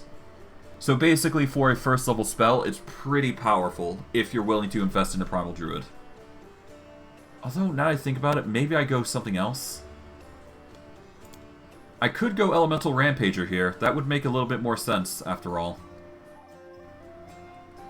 Rampage... You know, I'm half tempted to go Elemental Rampager, actually. Now, the reason why I don't... as you can see, he uses a whip. Normally, I would try to fit the weapon to the character. The biggest downside of this game is that it doesn't have whips used for combat. So I can't use that option, which sucks. Then again, whips are non-lethal, so I wouldn't have gotten much mileage out of it. But it really does suck not being able to use use a weapon like that. So the next best thing I can do is use the Elemental Rampager and focus on summoning and using Elemental Rampage, I think. Now, this may seem like an odd choice, but I have my reasons for doing so. But it plays into other things, but the Rampage is not bad. It's basically like having a Barbarian in your party. I could, of course, go with some other class. I could go Primal Druid, like I said. It is an option. I'm going to go Elemental Rampager, though, because I will be getting a buffer, I do believe. So that is something to keep in mind. As for what class I could go, now, normally, it would be best suited to go Dampire, obviously, because Dampires are going to heal from negative energy, which we do a lot of, but I'm going to abstain from doing that. I would much rather, for the sake of lore, go things like Half-Orc, which is a very odd choice, mind you, but a very interesting one. So we're going to go Half-Orc instead, I think, just to make it more interesting. Now, I'm only choosing Half-Orc because, quite literally, it is the biggest character among the lot, except for Oreed. Well, I guess Oreed is a bit smaller. Yeah, no. We're going to go Half-Orc specifically. So it's going to look a bit larger, but yeah. That is the main reason I'm choosing him. He is basically the best choice out of everything. Now I can either go with human raised or tribal, or I could just stick with basic. Basic Orc has Intimidating, so they get +2 to Intimidate, which is also good. This is going to help when we're going to use the Intimidate build. Orc Weapon Familiarity, we can use Great Axes and Falchions, that is an option, but we're not going to be using them. Orc Ferocity is going to be an interesting one. Normally I would like these sorts of things, if it weren't for the fact that it could kill somebody. So Orc Ferocity has its positives, but it can kill characters. So it's not that fantastic if you're not careful with it. But yeah. For racial heritage, though, we can sacrifice Ferocity and Orc Weapon Familiarity for an extra skill point. That's actually pretty good. We can also sacrifice Orc Ferocity and Keen Senses for a +1 to saving throws and a +2 on Lower Nature. That is an option, but we're probably not going to take it. What I'm thinking is I sacrifice the Weapon Familiarity and the Ferocity. So I think... yeah, I think we're going to go Human Raised, specifically. That way, we still get the Keen Senses, which is a +2 to Persuasion. Or Perception, rather. We get the Racial Heritage, naturally. And we get Intimidating. Alright. For his background specialization, he is considered a General, if I'm not mistaken. But he's also considered some sort of Hunter, if I'm not mistaken. Unfortunately, he does not get a Nature Bond. So he will not be able to get a Animal Companion or a Domain. But that is perfectly fine. I do believe we can get another thing set up. Let's see. Hermit, Hunter. Here we go, Hunter. I think Hunter fits the best, but let's see what else there is, because Druids are wisdom-based characters, if I'm not mistaken, so having the casting is going to be wise, and making sure he's got wisdom is good. And his rampage is based off his constitution, so yeah, we're going to have to build him like a very big tank. A big HP tank, specifically. Okay, we don't have bounty... we don't go Bounty Hunter. We can go Gladiator as an option. Guard, Mercenary, no. Let's see. What would fit the best? You know, I guess Martial Disciple would be fitting, or close enough. We'll go Martial Disciple strictly because it's close enough to a General that it's going to work. But it's also not a leader. If there was a General option, I would choose it, but there isn't really, so we're going to go Martial Disciple. The reason I'm going this route is because of improved unarmed strike, and it's also a benefit to unlocking a stronger and beefier tank, in a sense. So we're probably going to have a tanky Druid, in this sense, which is going to be interesting. Alright.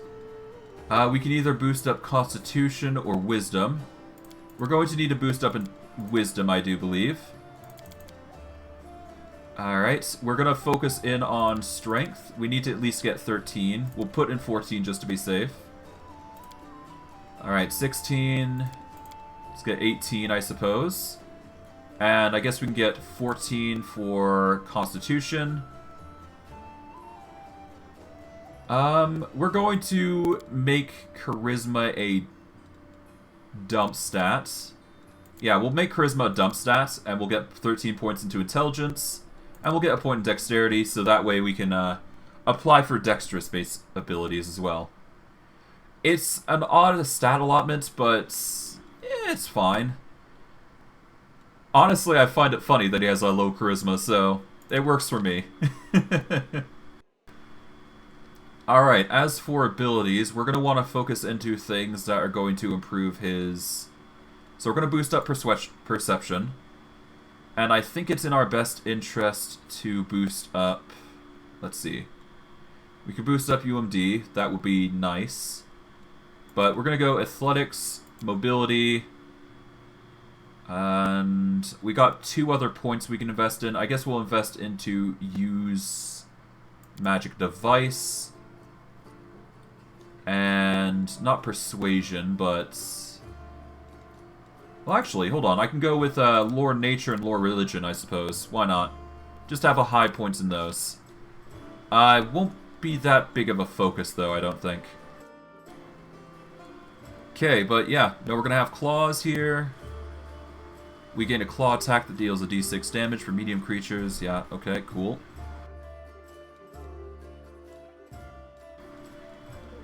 We are going to need spell focus conjuration specifically, because we will need that for augmented summoning. Yeah, for augmented summoning, we need to have spell focus conjuration, so that's a specific thing that we're going for. But that will open up into superior summoning, which will add 1 to the total number of creatures summons. So long as we summon more than one creature, that is. Which is actually going to be a very common thing for our Druid Elemental Rampager. So yeah, we're going to have a summoner. And crossed with a warrior.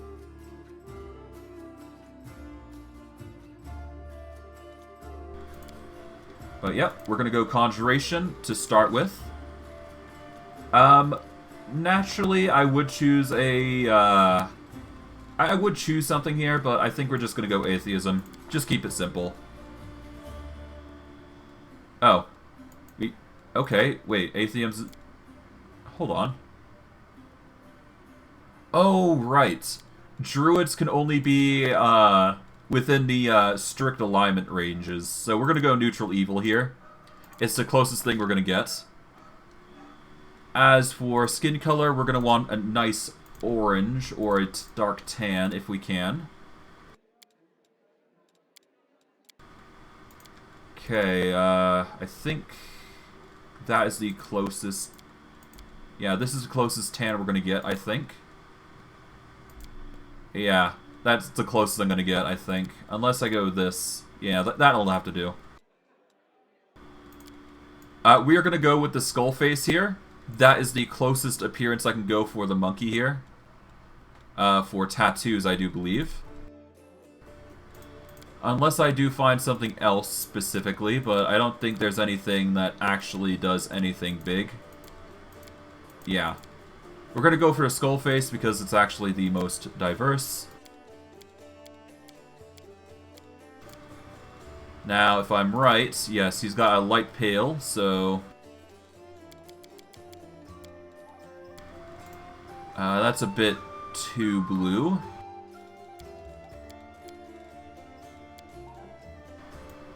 I think that's it.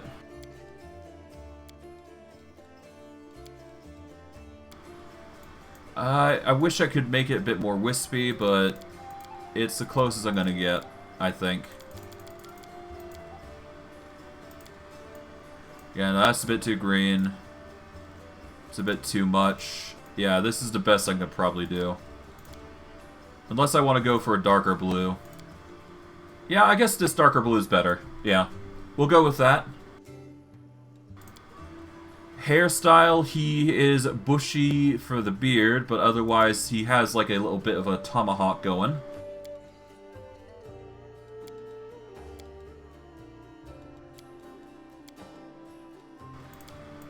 He's got a bit of a stubble like that, I guess. Probably could do with a bit more of a weirder stubble there, but whatever. Yeah. The stubble here is the best we can go for. Let's see. Can we get a tomahawk looking thing? Yes we can. Thankfully. We need to go for an amber orange if we can. We cannot go for an amber orange, it seems. Because the hair colors do not allow us to. Which sucks.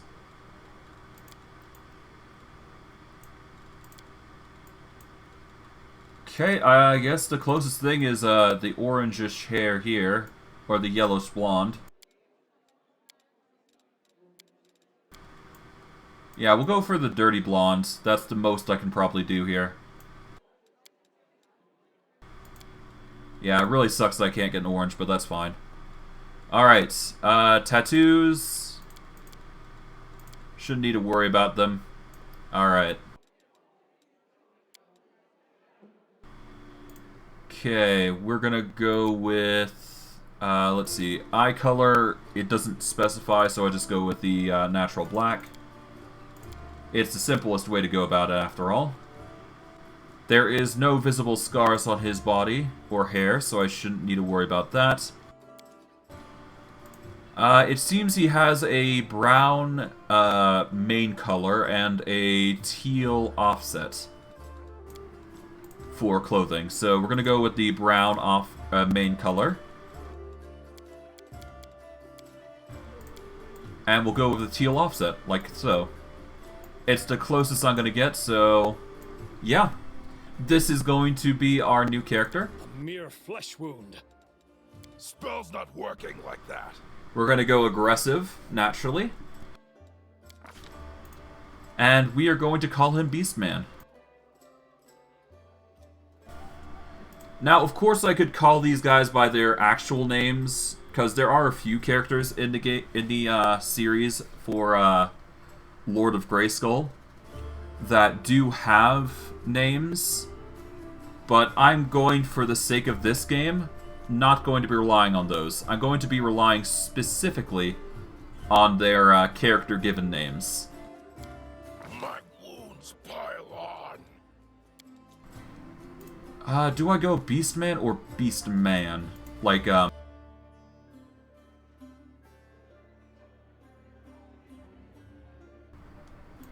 think I go with Beastman. I think that's the best one. This is my opinion. If you guys wish to go counterintuitive on it, that's fine. Again, like with Skeletor, there is no specific date for when he was born. So I'm just going to do 69. Why not? None shall escape!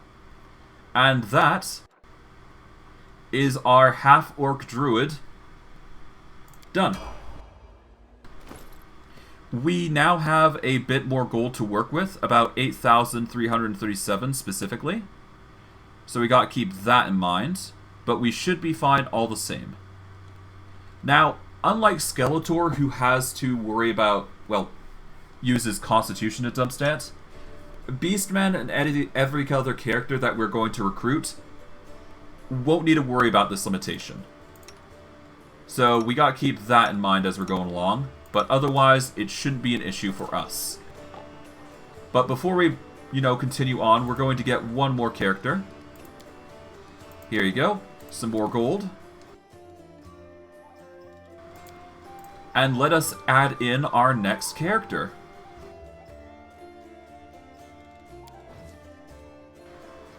So give me a second to put in the portraits, and I will be with you shortly.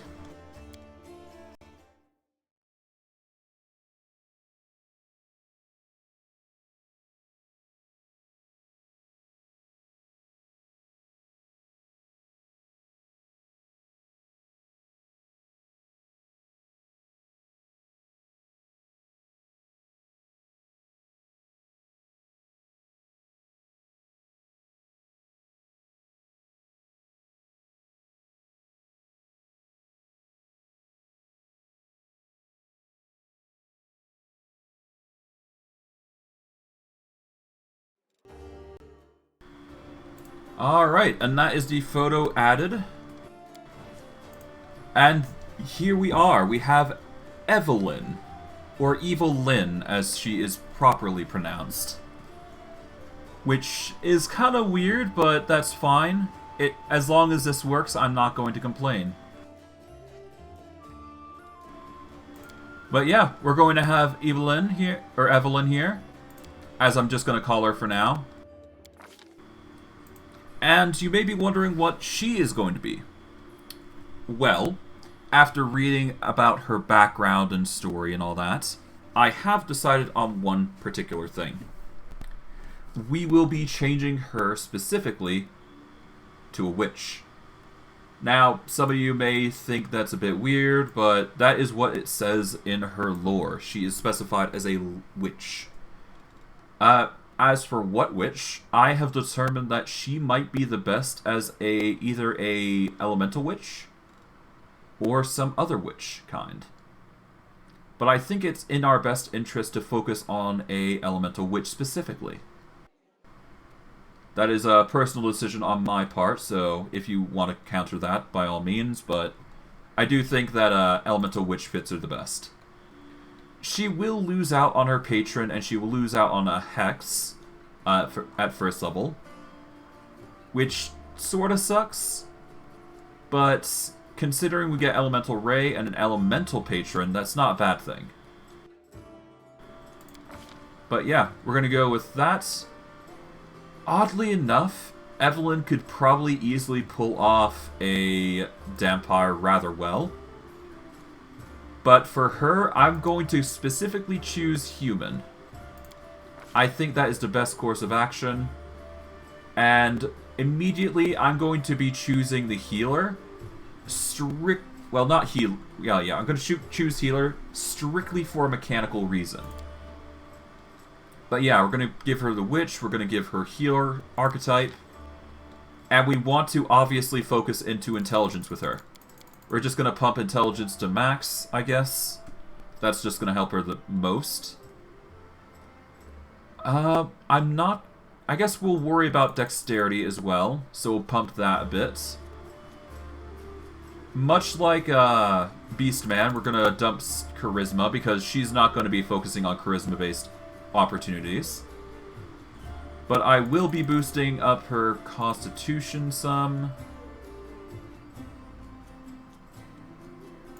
We won't be able to boost any further, but I can take away a point from Dex and give her more Con if I wish, which I don't find appealing. So I'm just going to give her 12 Con and 14 Dex instead. Which seems like a weird stat allotment, but whatever. Now, for her abilities, obviously it's going to make sense that we just give her +1 in all the knowledge checks. We are also going to give her a boost in use Magic Device, naturally. And I think that's as much as we can do, but we're going to actually focus on... What do we go here? I think we can get away with Stealth or Trickery or something, but it doesn't really matter. We've basically got most of the things that we needed to focus on, and it's not like we need Stealth anytime soon, but we do need Persuasion here, so that is something we'll keep in mind. Okay, for her specifically, because she is getting 2 feats, she's going to get ahead of the curve for the most part. As for what I give her, I haven't ultimately decided, but I'm definitely going to focus into Elemental Focus Cold, I think. Much like Skeletor. And I'm actually just going to double down, because why not? Give her +2 DC on any cold spells she casts. That's going to be pretty nice. Especially when she unlocks the special things for her.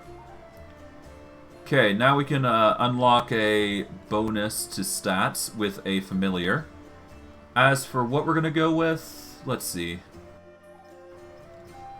I personally think initiative is a good thing to have in certain circumstances.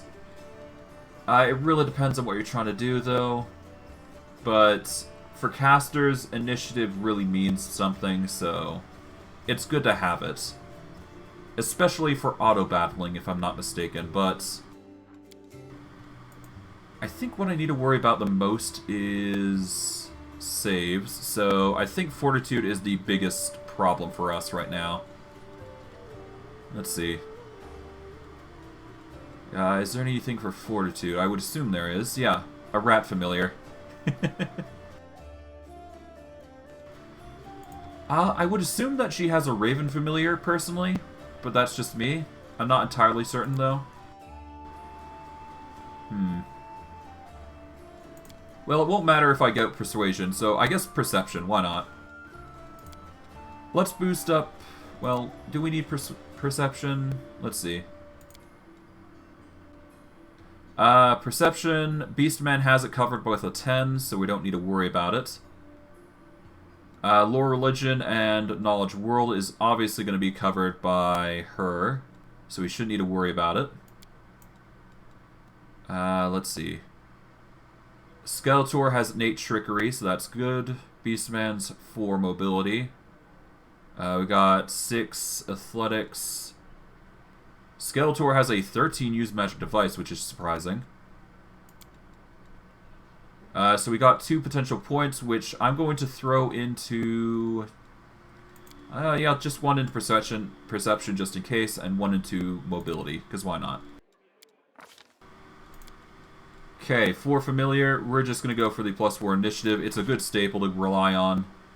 As for what we're going to go with, we're immediately going to go for the winter. It may seem odd that we're going winter, but this actually leads into a prestige class. So, all the better that we do it that way. And we get 8 sorts of spells that we can choose from. We're going to go with Mage Armor. We're going to go with Snowball, naturally. Wait, hold on, actually. Winter Witch. Patron grants the witch a list of known spells. Yep, she already gets Snowball, so we don't need to add that. We are going to add Inflict Light Wounds. We will add, for a time... We're going to add Cause Fear, because that's going to help us in the long run. And we're going to get some buff spells. Reduced Person, Enlarged Person. We're not going to be relying on Summon Monster for her. But we will definitely get Rave Enfeeblement, because that is going to be a special buffer for her. We'll get Ear-Piercing Scream, because that is going to help delay enemies if need be. It is an evocation spell, so I gotta keep that in mind, but I shouldn't need to worry. And I'll just grab Sleep It just in case. There we go. Atheism, naturally. We're gonna go with Neutral Evil because she's out for her personal interests.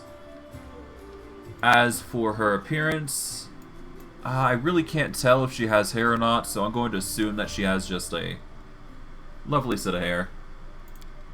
We're gonna go for a thin appearance. Gonna have a nice color to her. Like that, maybe? It's a bit lighter. Does that work? No, it's a bit brighter. There we go. That'll work.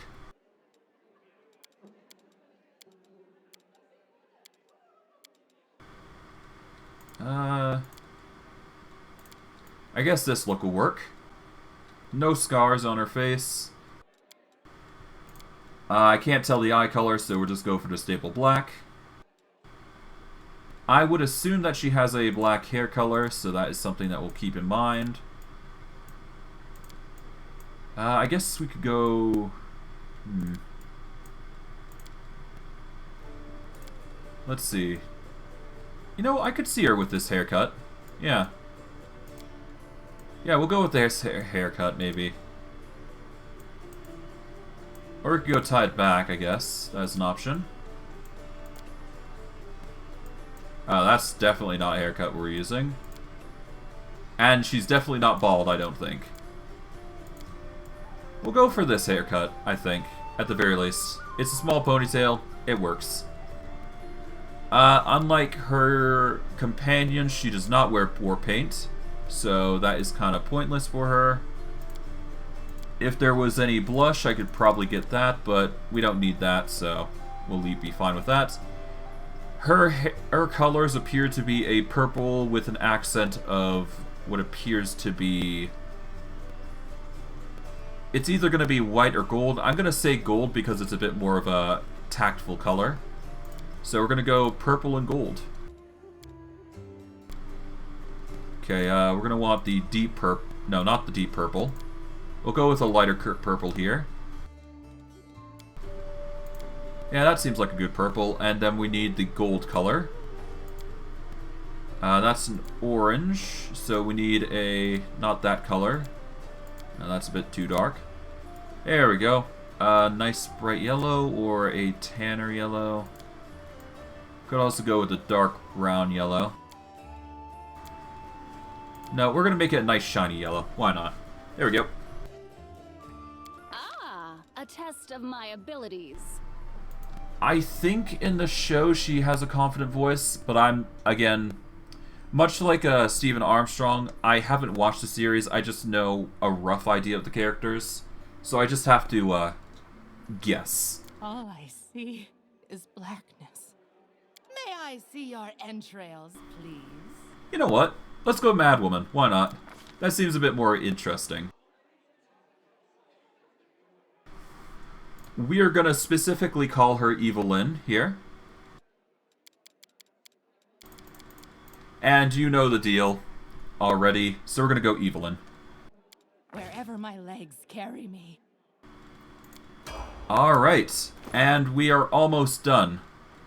We can get one more character into our roster, and I'm going to try and do that, but I need to do some quick editing, which is going to be really hard to do. So, let me see. Show me what you have. Let's see.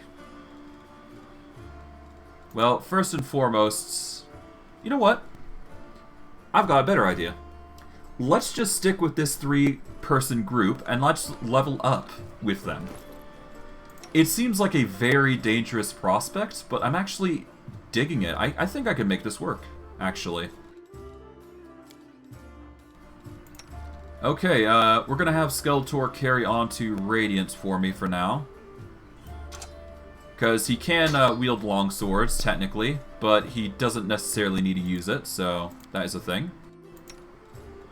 Beastman nor Evelyn can use the Marching Terror currently, but we will be able to use it later on once we get our new companion in. Because I highly suspect we're going to get another, well, from what I've seen of the roster, we're going to get more, less casters and more physical users at this rate. So that is something to keep in mind as we go along. But I digress. We're going to be dealing with people like this, so yeah. Let's level up, and we will get to everything else. We'll take off their scrolls real quick and go from there. Okay, you're... yeah, Beastman, you're fine. Okay. Let's level you guys up now. Okay, we're going to just keep going Elemental Rampager as we do. We would actually like to get into Perception or Persuasion if we can, because that's going to help with his Intimidate aspects. Okay, we're going to boost up... I really shouldn't have boosted up Nature and Religion then, if that's the case, but whatever. What's done is done. We'll boost up Athletics as a focus, and we'll just keep going from there.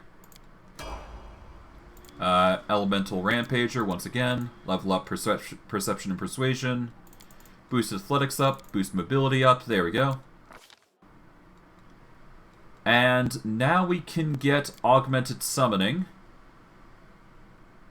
And we should get... yeah, we got Wild Shape, so that's going to help even more with us for our abilities. Alright, Elemental Rampager. We can get a stat point buff. I think we are best interested in a boost to Wisdom, but we'll get a point in Intelligence just so we got the even knowledge checks. Well, we'll save that for later. We are going to go for the boost in... I want to say Constitution because that will determine how long the Rage goes. And the toughness of Beastman. So boost up these, there we go. Elemental Rampage type. Ooh. That is a good decision, and something I gotta figure out. Okay, so I can go with things like Freezing Cold. Let's see. Enemies under the effects of Entangling Cold make all enemies in a 5-foot radius make the same saving throw each round or become entangled. Oh. I see. Interesting. During Elemental Rampage, your natural attacks deal d6 damage of the chosen element, increasing to 2d6 at 11th level and 3d6 at 20th. Energy resistance. Okay, so basically it gives you a resistance depending on the type of, you know, element you're using. Which is alright, and pretty interesting circumstances. Is there any gimmicks that I should be aware of? Not really. I might actually go for the Acid Rampage, just to make it interesting. Putrid Acid makes Sickened. Every time you attack an enemy with... okay. You deal additional elemental damage to 4 more enemies within 15 feet. Interesting. And Fire Rampage is, you deal all the damage burned to all enemies. Okay. So Cold and Fire Rampage are rather similar. The only difference is Acid and electricity. Cold has the advantage of making them become entangled, though, which would reduce their AC. Now, in a perfect world, that'd be really good. I think it's in our best interest to get Sickened, though, because I do believe Sickened is actually a bit better here, because we can use Entangle with, yeah, we're going to go with Acid. I think that seems the most interesting here. Alright. That is Beastman settled. Now we'll go with Evelyn. Now, our goal is to get Winter Witch with her, so we want to get as much Knowledge Arcana as we can, and we want to focus in on the arcane spells. So we're just going to get her to the highest level until we can get into Winter Witch class archetype. So we're going to boost up mobility? No, I guess we'll just keep going. We'll just get points everywhere we can. We just want to focus her into knowledges anyways, so that's her gimmick. Right. She does get some hexes that she's going to get advantage of. I think for her, she is going to want to actually get the... While healing is nice, it is a good staple, we're not going to be using that often. Usually the best staple when you're dealing with a witch is actually to give out the Evil Eye hex, because that is going to be just overall beneficial early on, because that just makes a -2 to any stat that you want. Alternatively, Slumber is a perfect hex to get off on anybody because it's really nasty. I'm going to go with Slumber here, though. As for what abilities I go with, I'm going to go with Ray of Sickening and I guess, I don't know, Hypnotism? Yeah, Hypnotism. Why not? Okay, we go with Elemental Witch once more. Boost up her stats. Use Magic Device 1 point. Let's put a point in Stealth. Why not? Alright, and now we're left with actual spells that we got to choose. We've already got the Elemental Focus of Cold. I guess I can go Spell Focus of Evocation if I really wanted to.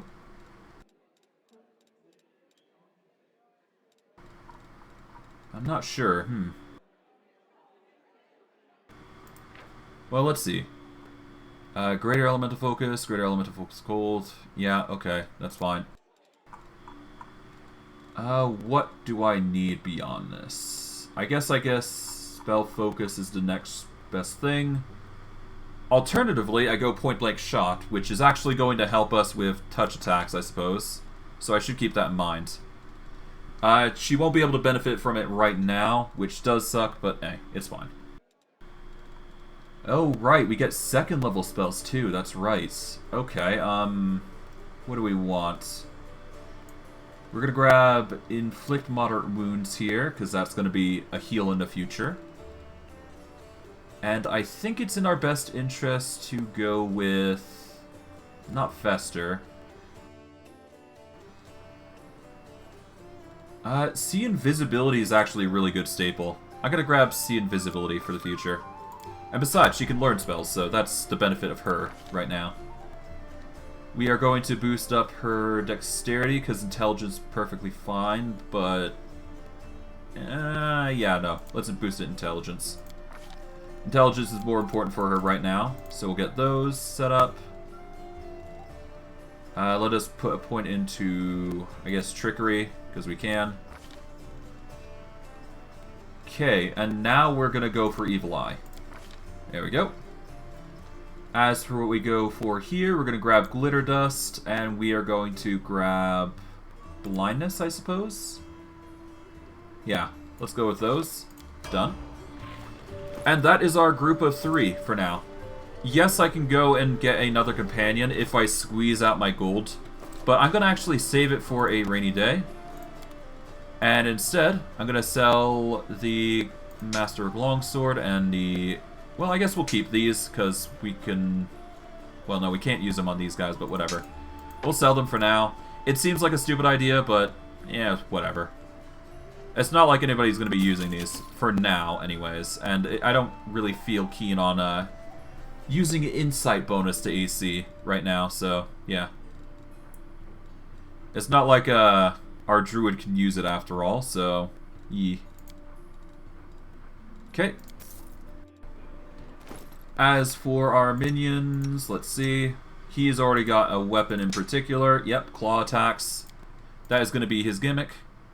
We're going to give him a morale bonus to attack rolls by using these gloves. We're also going to give him a bonus to damage rolls against demons specifically. We'll give him a bonus to damage against swarms, and we've got charisma if we wish, but I don't think I need it. Because Evil Lyn and Skeletor is going to be in the back, so I shouldn't need to worry about that to begin with. Skeletor is going to keep the plume hat, though. That is non-negotiable. As for Panther, well... I guess I could make him more charismatic. Why not? That might change, but we'll see. We'll see. Okay, we didn't pick up much of the scales, but hey, that's whatever. I got a few items here that we can use, but we're going to save it all just in case. Because I am a hoarder in heart. So, yeah. We could buy another companion with this, but we'd need more supplies anyways. And I'm not about to fish out or fork up like 1,000 gold just to get somebody equipped. Besides, there is a very specific friend Beastman is going to bring along soon. But for roleplay excuses, we're just going to simply say that, for roleplay purposes, we're simply going to say they haven't arrived yet, as it were. But once they do arrive, they will be ready. Wait for me there, I wonder. We're going to move over to Irabeth here and talk with her about a certain tiefling. There's a tiefling chained up in the Defender's Heart. What can you tell me about him? Irabeth shrugs scornfully. Woljif is a petty thief from a gang of thieflings operating canabras. That's what we call them in these parts. They tried to rob a vendor of magical items recently. Unfortunately, we apprehended only one of them, and the rest managed to escape. We have nowhere else to keep him apart from the Defender's Heart, but that's hardly a prison. Woljif knows it too. He's been begging us for days to let him go free or have someone vouch for him. He's already asked you to put a good word in for him, hasn't he? Irabeth squints at you scornfully, then shrugs. If you want to recruit Woljif and put him to good use, go ahead and take him off our guard's hands. We can ill afford to let a soldier spend their days watching over a middling thief. I hope the tiefling proves useful, should you decide to take him along. Alright. And with that, we are on our merry way then. We're gonna let the guard know that Woljif's on the hook, and we will be taking him off his hand, basically.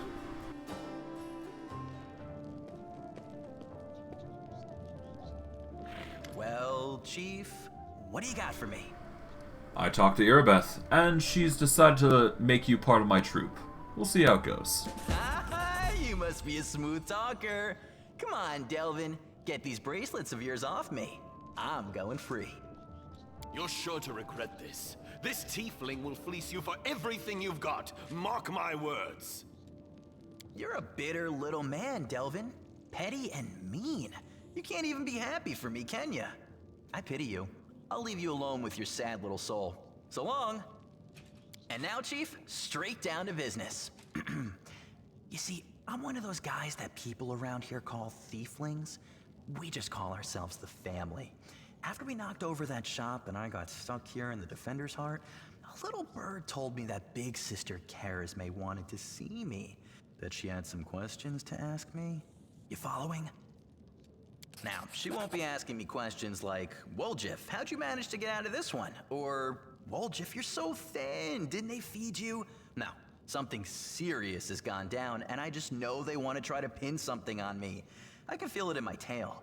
So, I knew right away that I couldn't go alone. You turned up just in time, Chief. You don't need to do anything when we get there. Just stand behind me and look mean, and I'll handle the rest. Somehow. Let's go, I'll show you the way. Alrighty tighty.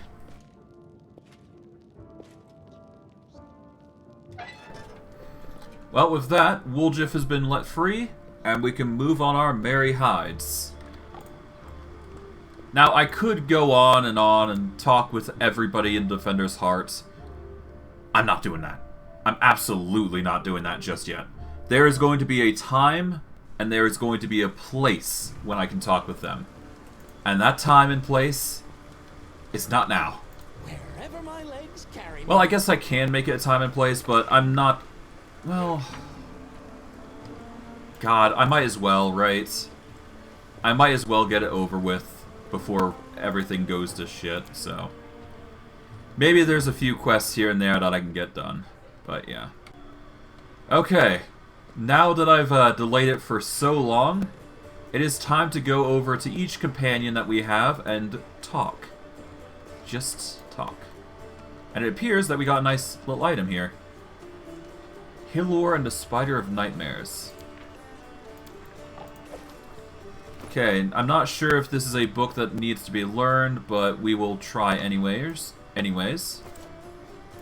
Okay, that did nothing for us. Okay, let's talk with Seela now.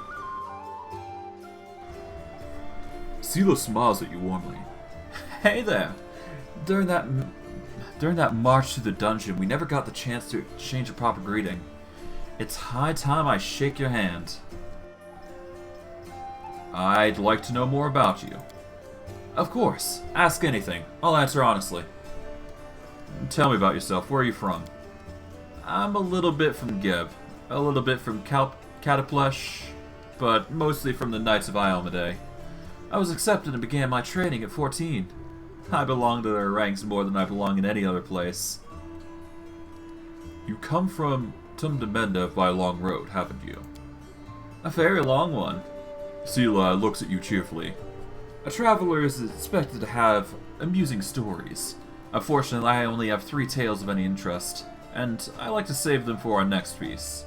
Otherwise, I won't do anything to show you for myself when it comes time to start bragging. And that just won't do. Especially since I'll win the night with my cautionary tale of the battle with the Chupacabras.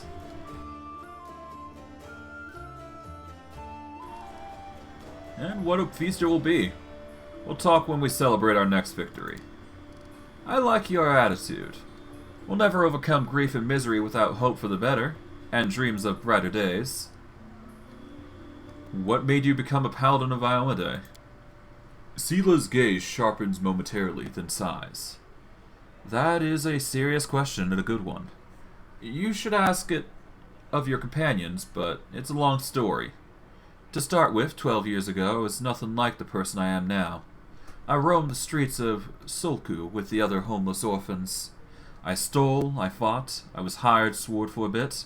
Not the proper origin for a paladin, is it? Back then, Sulku was the city of orphans, widows, and widowers. Gnolls decimated the city regularly. My parents were among the victims. People there heard about new deaths before they even finished mourning their previous losses. One day, a group of Knights of Iomedae brought a glimmer of hope for the city. But while others saw them as saviors and protectors, I was busy pricing up their noble horses and their gleaming mithril armor, wondering just how much one of their pretty swords would fetch. A thief lives one day at a time. That's what they say. I was the type that never thought past the next job. Anyhow, I was able to sneak into a knight's camp and steal one of their mithril helms. Seela pauses, her voice sad and measured. And I was right there when a goblin attacked the helm's owner. Akemi was her name, and dealt a blow to her unprotected head. A gnoll like all the others, she'd fearlessly driven the gates of the Sulku. That one blow was fatal, but who was really to blame for her death? The gnoll attacker or the young thief named Seela? Life is cruel and full of chaos. Sometimes survival's just down to luck. So that's how you see it. Seela looks at you with curiosity but no hostility. I can't accept that point of view. If the story of my youth taught me anything, it's that we're all accountable for our actions. It's too easy to wave off responsibility if you use the cruelty of life as an excuse. But you were asking who brought me to the ranks of Iomedae's warriors. We all chose the paladin's path for our own reasons. Some are guided by noble spirits, some by desire to fight injustice. I became who I am through penance and a debt unpaid. The day Akemi died for protecting my city, I wanted to kill myself for the terrible guilt I felt. But then I realized it wouldn't make the world any better. And I decided that instead, I'd try to take her place. I'd become who she had been, and protect the innocents that she could no longer be able to protect. Alright, what are the principles that Paladins of Iomedae follow? Zula smiles. I'll tell you. I like to recite our code. It feels like I've said it 1,000 times, but never gets old. There's strength in these words. After a pause, she begins, her voice slow and meditative.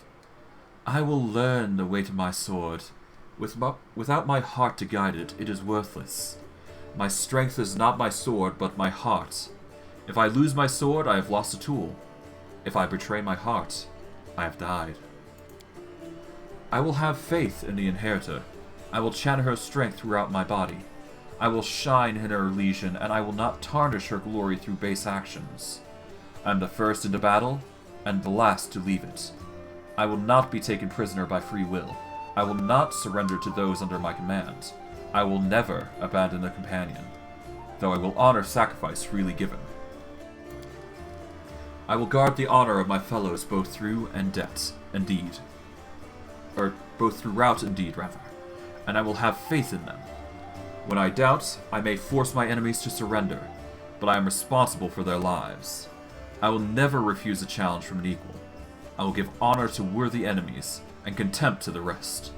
I will suffer death before dishonor. I will be temperate in my actions, and moderate in my behavior. I will strive to emulate Iomedae's perfection.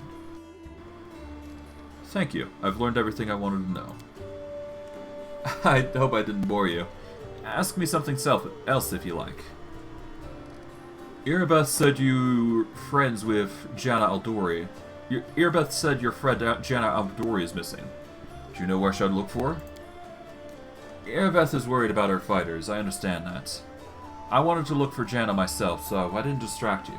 But since you're in this too, I could use some help. Janna and I met in Canabras a few days ago, and I just hit it off. We went drinking together, we went to that unforgettable celebration together too. But we got separated in a crowd. So we should start looking for them in the main square. That's where I last saw her. Sula frowns. Janna's a good fighter, even if she's green. She couldn't have become an Aldori otherwise. I hope that means she's alright. What do you think of what's going on in Canabras? It's a complete disaster. It's complete chaos. It's lucky we're here to handle it, right? Sela smiles brightly, then she gives you a worried look. Does the way I talk bother you? I know I can see in Blaze. Many people in our protector Terendil have died here in Canabras.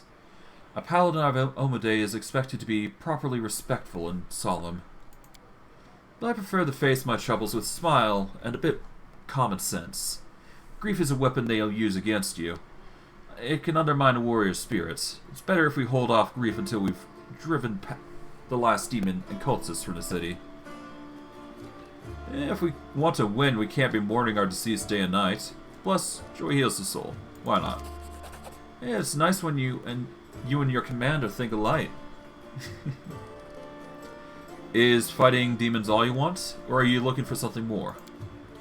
How about covering myself in glory and becoming the hero of 100 ballads? Or at least a dozen, if they're lively ones. Zula's eyes shine cheerfully.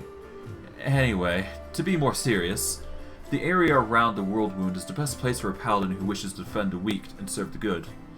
Being part of the crusade is reward enough for me, but there's something that worries me. I don't want to sound like I'm criticizing my brothers in arms, but the Eagle's Watch and the other orders are focused on just one aim: the war against the World Wound. That's why they can sometimes overlook the smaller things. Ordinary misfortunes, you know? I always liked being the Wandering Knight, because at any moment I could get up and go help a rat rogue whose family had been kidnapped, or an old woman whose favorite dog had been missing. So here's my answer. I don't have some big important goal. I'll be happy to help those who need it. A little bit here, a little bit there. Alright, until next time. Alright, next one is Wenedug, I do believe. I haven't talked with her, so this is going to be interesting. Let's see. I'll take the bait. Wenedug's tense stance reveals her constant vigilance. Her eyes are focused and resolute. Noticing you, she lets you speak first, bowing respectfully. Master, I am at your service. I want to know more about you. The underground warrior looks flattered, raising her chin proudly. You can ask me anything, Master. What do you think of life on the surface? Wenedug scoffs arrogantly. Life among the Uplanders, you mean? Your customs are strange. The huntress casts a glance at you and corrects herself quickly. I mean theirs, not yours, Master.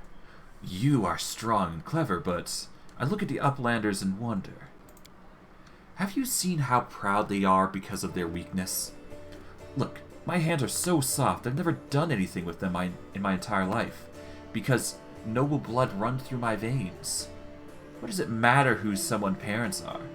I'm the daughter of the former chief of the tribe, so what? Is that what they respect and fear me for? Saul became the chief because he was old, experienced, and smart.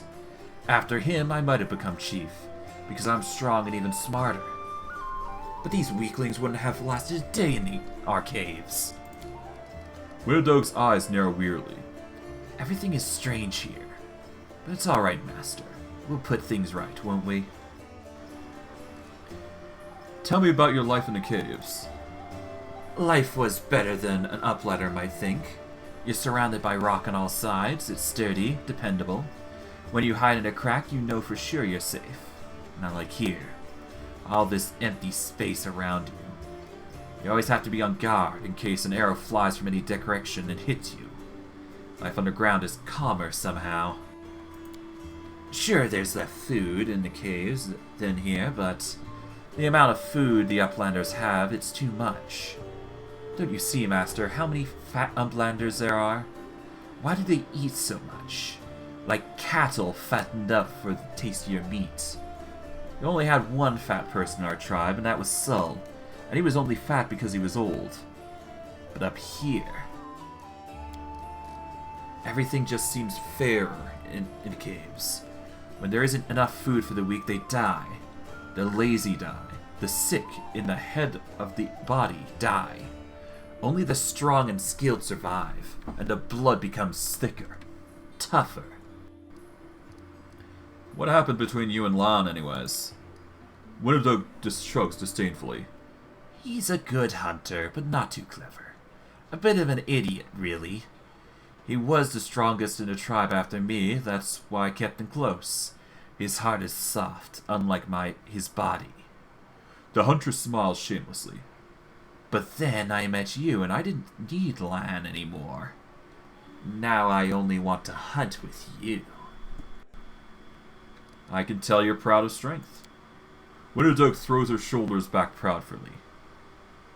Of course. Let everyone see who is standing before them. The weak must obey the strong if they won't want to be reminded of their place. Even when I was a snot-nosed little cave rat, I could bring neithers twice my age to heal. Because I fear nothing and no one. Pain at least of all. I was showered with praise and compliments. The best hunters of the other tribes wanted me. But what did that matter to me? The moment you started listening to flattery is the moment you get soft and you die. No, I always pushed myself further, challenging myself, taking myself to the very edge. Many times I almost died, but I always came back stronger. I earned all my strength on my own, and if anyone didn't respect that, I just grabbed my knife. That's why I became the best hunter in that tribe. On the surface, your people are called mongrels, but I take it you don't like that term? The huntress shrugs her shoulders. Let the Uplanders call us whatever they want. It doesn't matter. I know what they're trying to do. By giving us that stupid nickname, they are just asserting their status and superiority over us. But it's normal to try and dominate a stranger you just met. That's expected. When my kin conquered our lands on the surface, people will call us by whatever name we choose. Why do you serve me? Winnedow gives you a bland smile. Because you are winning, and I want to be with the winner. I don't like sharing food and fire with weaklings. I prefer people like you. And also because being close to you is a good way to live. I love life. I'm young and strong. It makes sense to eat, drink, screw, and kill enemies while you're young. Not when you're 30,000 gongs old and shriveled up like Saul. As long as I'm your sovereign, I can have fun as I like and order around anyone I want. Who will dare defy me? No one. Her eyes drift half-closed in a smug satisfaction. Kill for me, and you will get everything you've been dreaming of. Winnedow shoots you a fail grin. It's good we can understand each other, Master. As we neither say, we hunt in the same cave. Alright. Serving Hostilla. How about this? Uncertainty sparks in Winnedog's eyes, and she curls her spider legs on her back closer to her body. Of course, Master. But now I only serve you. Has someone said something about me? What did you do for the demons? I brought my kin to their lair, so they could join the demon army and accept the power given to them. I made my tribe stronger. Later, once we no longer needed the demons, my powerful kin would have thought for me. The huntress suits you a grim and bloodthirsty grin. Are you not ashamed of betraying your kin? Winnedog replies respectfully but defiantly. I know that Saul would have called me a traitor, but for one reason only. He grew old and cowardly. I accepted the same fate as my fellow tribesmen. I ate the flesh too, and for many gongs I thrashed with fever, growling like an animal, lunging at anyone and everyone, my body burning from the inside. But I handled it because I was the strongest of them all. Not a single day have I regretted the power I gained, and that's why I'm not ashamed of sharing the power with my tribe. Why did you decide to switch allegiance? I was only serving the demons because they promised me power, and only for as long as they had something to offer me. Winnedog chuckles, revealing her sharp teeth. But Hostilla can't offer me anything now that she's dead, and I was never going to risk my life for her. You are a true leader, one worth following. The huntress says in a fawning tone. Alright, how can I trust you? Winnedog's voice gains a fervent edge. Why would I betray you, Master? You're the strongest. It'd be stupid to defect to your enemies and die along with them. No, I'm not that dumb. Okay. Alright, you promised me an army of mongrels. Winnedog narrows her cat-like eyes. And I will give you one, Master, but first we have to rebuff the attack on the city. Saul has spent his entire life preparing for the Underground Crusaders' return to the surface, and he's not going to take any risks. He will order the tribes to hide into caves like rats, and he will decide whether they are strong enough to fight side by side with us. Maybe he'll decide that it's better to sit on this one out and wait for another chance to come along. We have to fend off the demons, win a glorious victory, and show Saul that ours is not a lost cause. Then he will give us his warriors, and then it will be my job to turn them into real soldiers.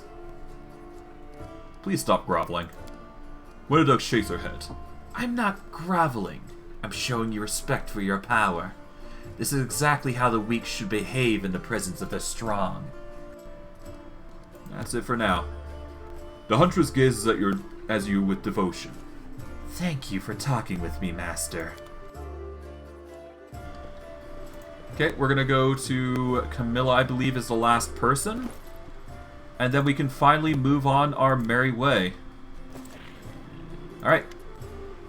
Camilla looks over you pensively, toying with the snake-shaped bone amulet that dangles from her pale neck. Noticing your glance, she flashes you a cold, barely there smile. Greetings. It seems for a moment that she wants to say something else, but the pause grows too long, and she slips back into a cautious silence. Tell me about yourself. You want to know more about me when you already do? Why? Camilla arches a dainty brow. I talk to the spirits of this tormented land, and they guide me into battle.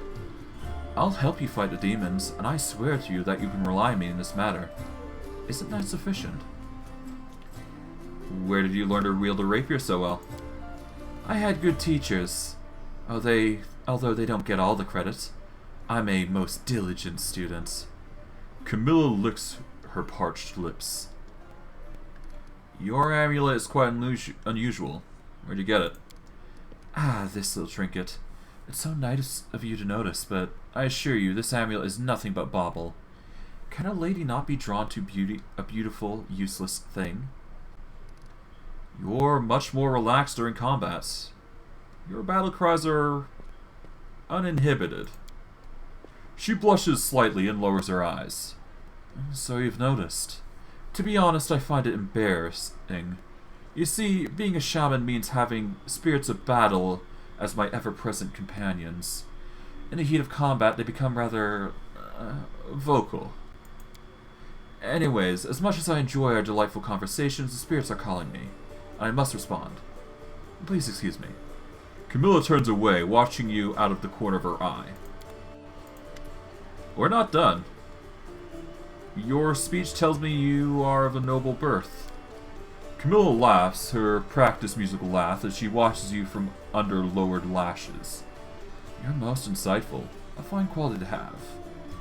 Camilla's laughter ends, and unspoken words hang in a silence.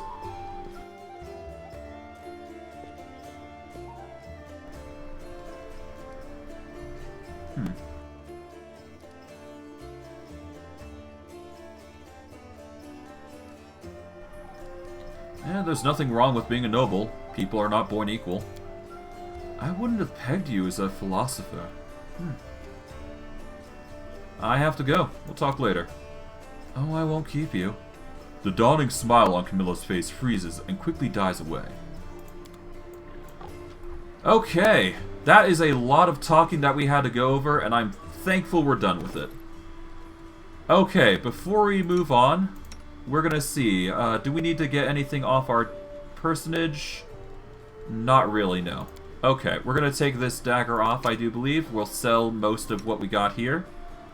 We will need to get some light armor for Beastman, or at the very least armor that he can wear that's not going to hinder him. Anything that is leather, or at least made with leather, is going to be helpful for him, so we're gonna get everybody equipped.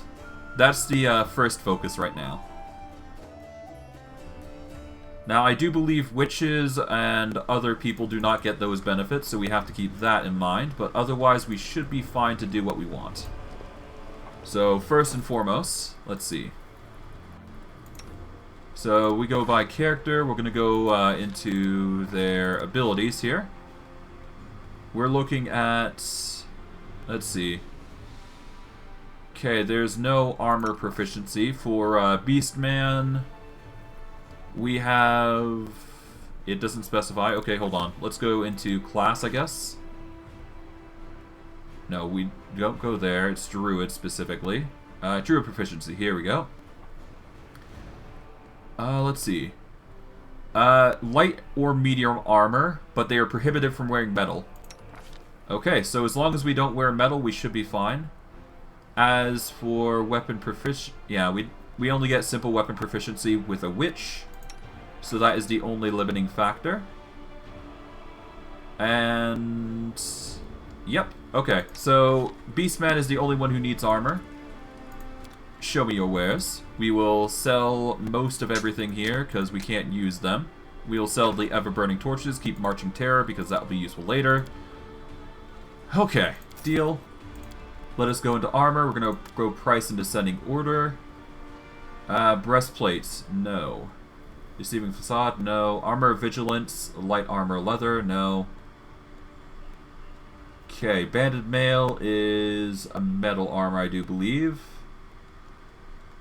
If we select Beastman here, we can go from there and decide which is best. Okay, studded leather, hide armor is a good one.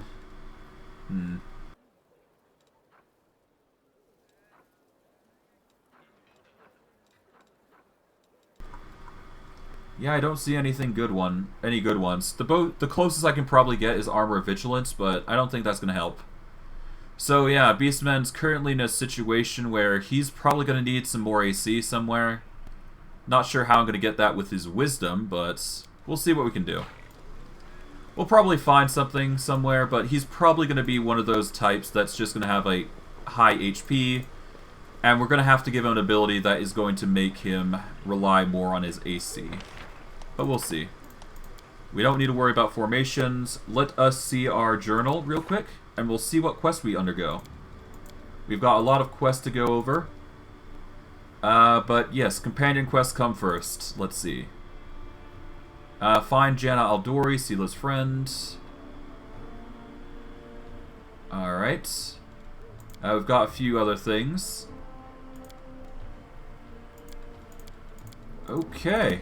Yeah, no, we just gotta keep going. Alright. Forwards! No, backwards. Backwards! Okay, we're gonna put you guys away. We're going to take Beastman and Evil Lyn. We are also going to take our Tiefling companion buddy, because I do believe that is the first thing we want to do.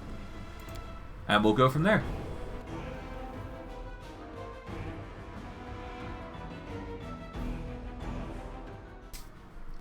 Alright, first of all, yeah, so first, let's introduce the city of Canabras.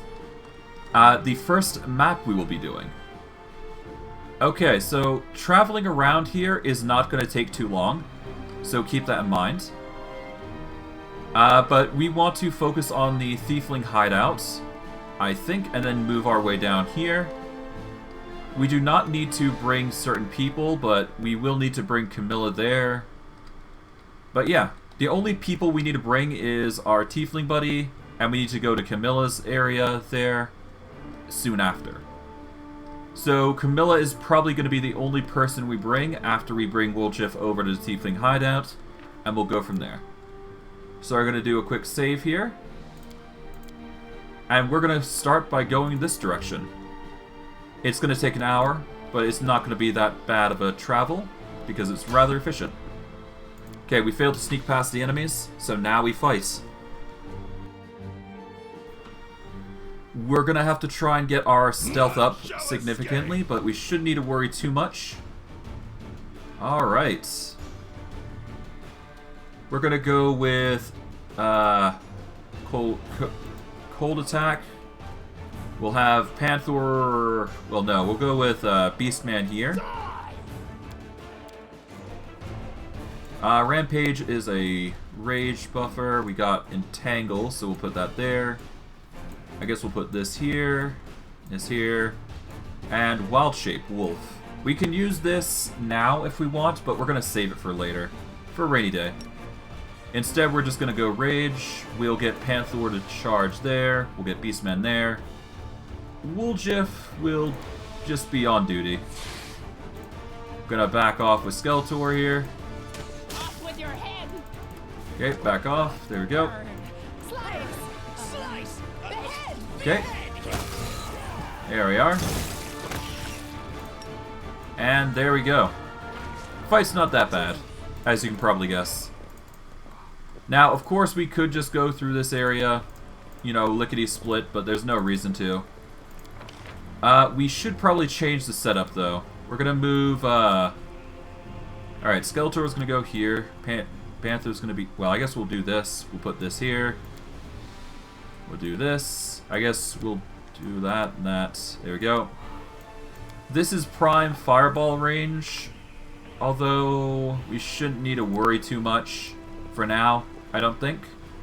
Because it's not like we're running into fireballs just yet. So, we should be fine for at least a little while. Besides, we're level 4, so we're doing rather well, all things considering. Yes, we want to enter the location of the Thiefling's hideout. With Woljif, no less.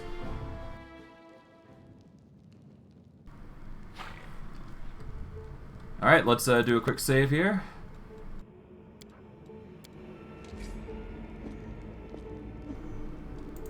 Alright, let's go in. Well, well, well. The basement is dark and dank, and you are immediately struck by the hostility of gathered tieflings. 5 of them are kneeling along the wall, separate from the rest. The tall woman, who had been cleaning her fingernails with the tip of her knife, greets you with narrowed eyes. Brother Woljif, you got my message then. Sorry, I couldn't swing by sooner, dear sister Carisme. It was just one thing after another. First, I was in shackles, next... Well, no, I was still in shackles, and I was being watched. And then the chief got me out, and I came here straight away. I knew you'd been waiting for me. Enough talking, or else we'll be here all night. So, we have a clear plan. We're going to wait for nightfall, slip into the shop, grab the goods, and leave. Even if the neighbors call the guards, there was a time to get away, but what happened? That Urbeth showed up and almost right away. She knew we'd be there. Somebody betrayed us, and I have a good idea who it is. What do you have to say to that? Make it quick.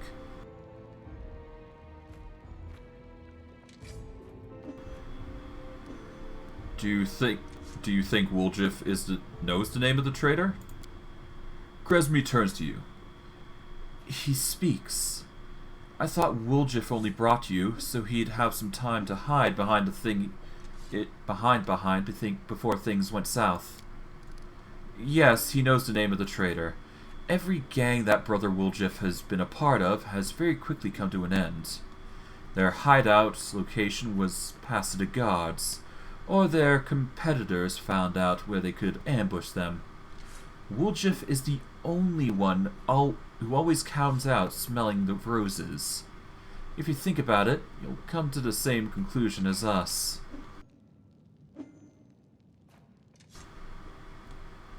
Well, Canopus is burning. Why are you even squabbling here instead of fleeing the city? Carisme purses her lips. I'd be glad to leave, like the rest of my brothers and sisters, but in the family, there's nothing worse than betrayal. And it's something we do not forgive. We don't forgive anyone who lets traitors off the hook either. If I don't find a rat, my superiors... Let's just say, I'll wish I was burning in Canopus. I want to keep living, so I'm out to take the chance. Until I find out who is the traitor here, no one is leaving. Woljif, tell us your side of the story. What happened? What is there to tell? About a week ago, Sister Carisme got the 6 of us together in this very basement. Me and those other 5 over there, I mean. Woljif jerks his head towards the 5 tieflings kneeling by the wall. She rounds us up and says we've got a score. Ancestors and wonders.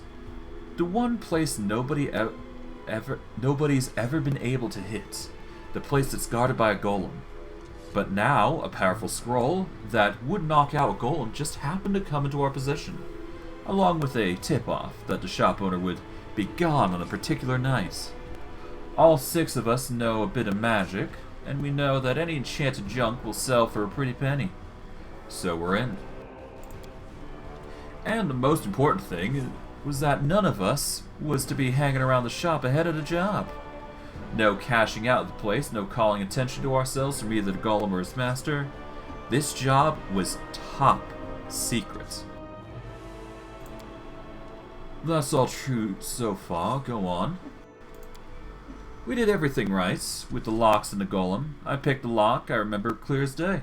Since Dalina was on lookout, and I understand Barlow, I'll get to that. Brother Merlin had Marone had a scroll. Daffy, Tavi, and Brewer brought the sacks. We covered the window and lit the torches. I remember scooping up the rings and tossing them in a sack, and one right expensive one rolled away from me. I crawled under the table after it. Next thing I know, Erebeth was there. Everybody scampered, but I was still under the table. Not my finest moment. I was going to wait it out, but then those blockheads were dragging me out by the tail and put me in shackles. They took all my rings off me, about 20,000 worth. And to add insult to injury, I never even found the last one. In the end, I got busted over nothing. So they caught you. Poor thing. Stripped you of your loot, and didn't even manage to stash anything. Krezume is pointedly polishing her knife. Where's the Moon of the Abyss, Brother Woljif? What is the Moon of the Abyss? It was an amulet. I used to sit on a little cushion in the window in Ancestries and Wonders. Sterling silver, sparkled like a star, fine piece of work. On one side there was a half moon, you know. A crescent, a waning moon, and in the middle there was dark crystal, like it was eclipsing the moon. Old man Fellerman was so proud of the amulet. He used to say, "I'll never sell it, it's a jewel of my collection." Woljif sighs unhappily. I used to go there to see what kinds of treasures that were brought into the world. There's nothing else to look at in Canagras. People used to claim it was a powerful thing, but who's to say? If you stole a thing like that, you'd have the guards on you for the second you tried to fence it. Everybody knew you were always hanging around the Ancestries and Wonders, drooling over the Moon of the Abyss. Did you think you could swipe it in all the commotion and keep it for yourself? Did you hope we'd all locked up and you'd get off scot-free, and with a fancy trinket to boot? Don't take me for a mug, Woljif. I see right through you. Why would Irabeth arrest her own informant? Took the words straight out of my mouth. Doesn't make any sense. If I was the rat, I'd have kissed her on the hand and been long gone by now. You know me, sister. I'm a cautious fella, not an idiot. Why would I go against the family? So the fish is in the cellin that can have a nice wolf-sized dinner? The Wound of the Abyss is a pretty bauble, to be sure, but if it's just an amulet, it ain't worth dying over. You knew Irabeth's people would protect you. You knew you could pin the moon going missing on them. And now you've come here with your backup, and you knew exactly what I was going to say to you. Only problem is, nobody's returning the amulet to Fellerman. Are you giving Irabeth a cut, is that it? Have you seen her? Do you think she'd take a cut anything I offered her? She can't be bought. She's like 3 heralds of Iomedae all rolled in one. Go on, Woljif. That's the whole sorry story. Woljif crosses his arms, looking affronted. Some family this turned out to be. It's just a name in the end. In a real family, people take each other at the word. They don't throw around accusations. I didn't take the Moon of the Abyss. What am I going to do with it? You can't sell it to no crusaders. It's a special item. You can't wear it. It'll get nicked. It's pretty to look at, sure, but it ain't pretty. Or ain't that pretty, rather. If it's that important to you, Sister Krezume, I'll find it, and I'll drag the traitor here by his thorns. Just so's you don't end up at the bottom of the cellin. But do you know what you're gonna owe me after that? An apology. Right here in front of everyone. You're gonna apologize loud and clear so everyone hears it. You'll say, "Sorry, Woljif, you're a good guy, and I was wrong about you." Fine. You are one of my people, which is why I'm going to give you some time. But if you run, Brother Woljif, the family will get you wherever you go. You'll spend the rest of your life looking over your shoulder, tossing and turning at nights, fearing poison in every cup and every meal. You'll look into the eyes of every tiefling you meet, wondering if the family will come for you. You'll have no peace. But one day, you'll be tired of running. You'll be tired of running. You'll stop to catch your breath, and that is when we'll get you. Got that? You've a way with words, Sister Krezume. The way that you almost made me wet myself, but a way nonetheless. Let's go, Chief. We'll go chat to that scary gal, Irabeth. She knows you a little. We can ask her who routed us out. I'll let you do the talking. We'll find the real traitor. And I'll get my apology. Onwards to Irabeth, Chief. Let's go clear my name. Root out the traitor, but be quick about it. Time is running out, and I don't want to be chewed up by demons. Alright.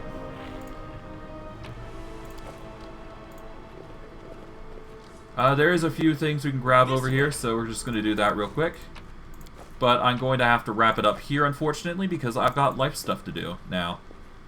So that's off the table for now. Oh. Okay. So we don't go there, basically. Okay. Understood. Alright, we're going to save here. And unfortunately, I've got to end it off here. Because I've got life stuff to do. I would have liked to do a lot more, I would have liked to do a lot more, but unfortunately we didn't get to killing demons, which sucks, but it was a lot of talking, a lot of roleplay, so I guess there's that. But I digress. We're going to end it off here, and next stream we're going to be doing a lot of traveling around Canabras, and hopefully getting a lot more combat than we did before. But I digress. For those of you on YouTube, like, subscribe, comment, hit the bell notification if you want to see more stuff. I stream daily, so when you catch my streams, you can catch me 3 to 7 MST time. If you want to catch my streams, the best way to do so is search me up at FYMyPawn at twitch.tv. Alternatively, if you check the About section in my YouTube channel, you can find a link there, or you can check the link down below in the description of the YouTube video you're watching. For those of you on Twitch, or those of you from YouTube coming to Twitch, welcome. Your support is always appreciated. If you want to support me, the best way you can do so is provide me follows. The more followers I have, the more content I will give you guys. Once I hit 50 followers and 3 concurrent viewers, I should be able to reach affiliate status, which will give me more things to do, and I can give you guys some unique little things to do, like spend bits to do something on the screen. I don't know. We'll figure something out. But yeah. Alternatively, there's it doesn't matter. The point is, follows are always appreciated, and it really helps.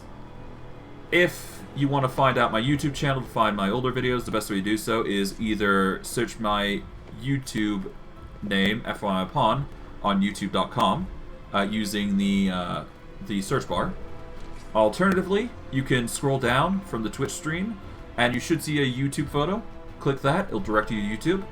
Or if you're watching on VODs, you should be able to find a link down below in the description. I'm not sure if that works, I just know it's there for, if you want to use it. But I do believe it works, so you should be fine. But yeah. If you want to watch my older content, the best way to do so is check on YouTube. It has everything since day one, so if you want to watch something specific, it's right there. Namely, you can find a Kingmaker series, which I've done, or you can find something different, like, I don't know, there's Elden Ring there, I guess, is another option, but yeah. There's that. But yeah. If you want to find my newer content, the best way to do so is check up Twitch. And yeah, I'm just wrapping things up, Barlow. Just give me a minute. But yeah, if you want to watch my newer stuff, you can check out my Twitch. It has everything for about, 7 days worth of content. It's where I post my newest stuff, but yeah, I digress. I hope you guys enjoyed today's stream. I know I did. And I will see you guys next stream. Take care, everyone, and have a good day.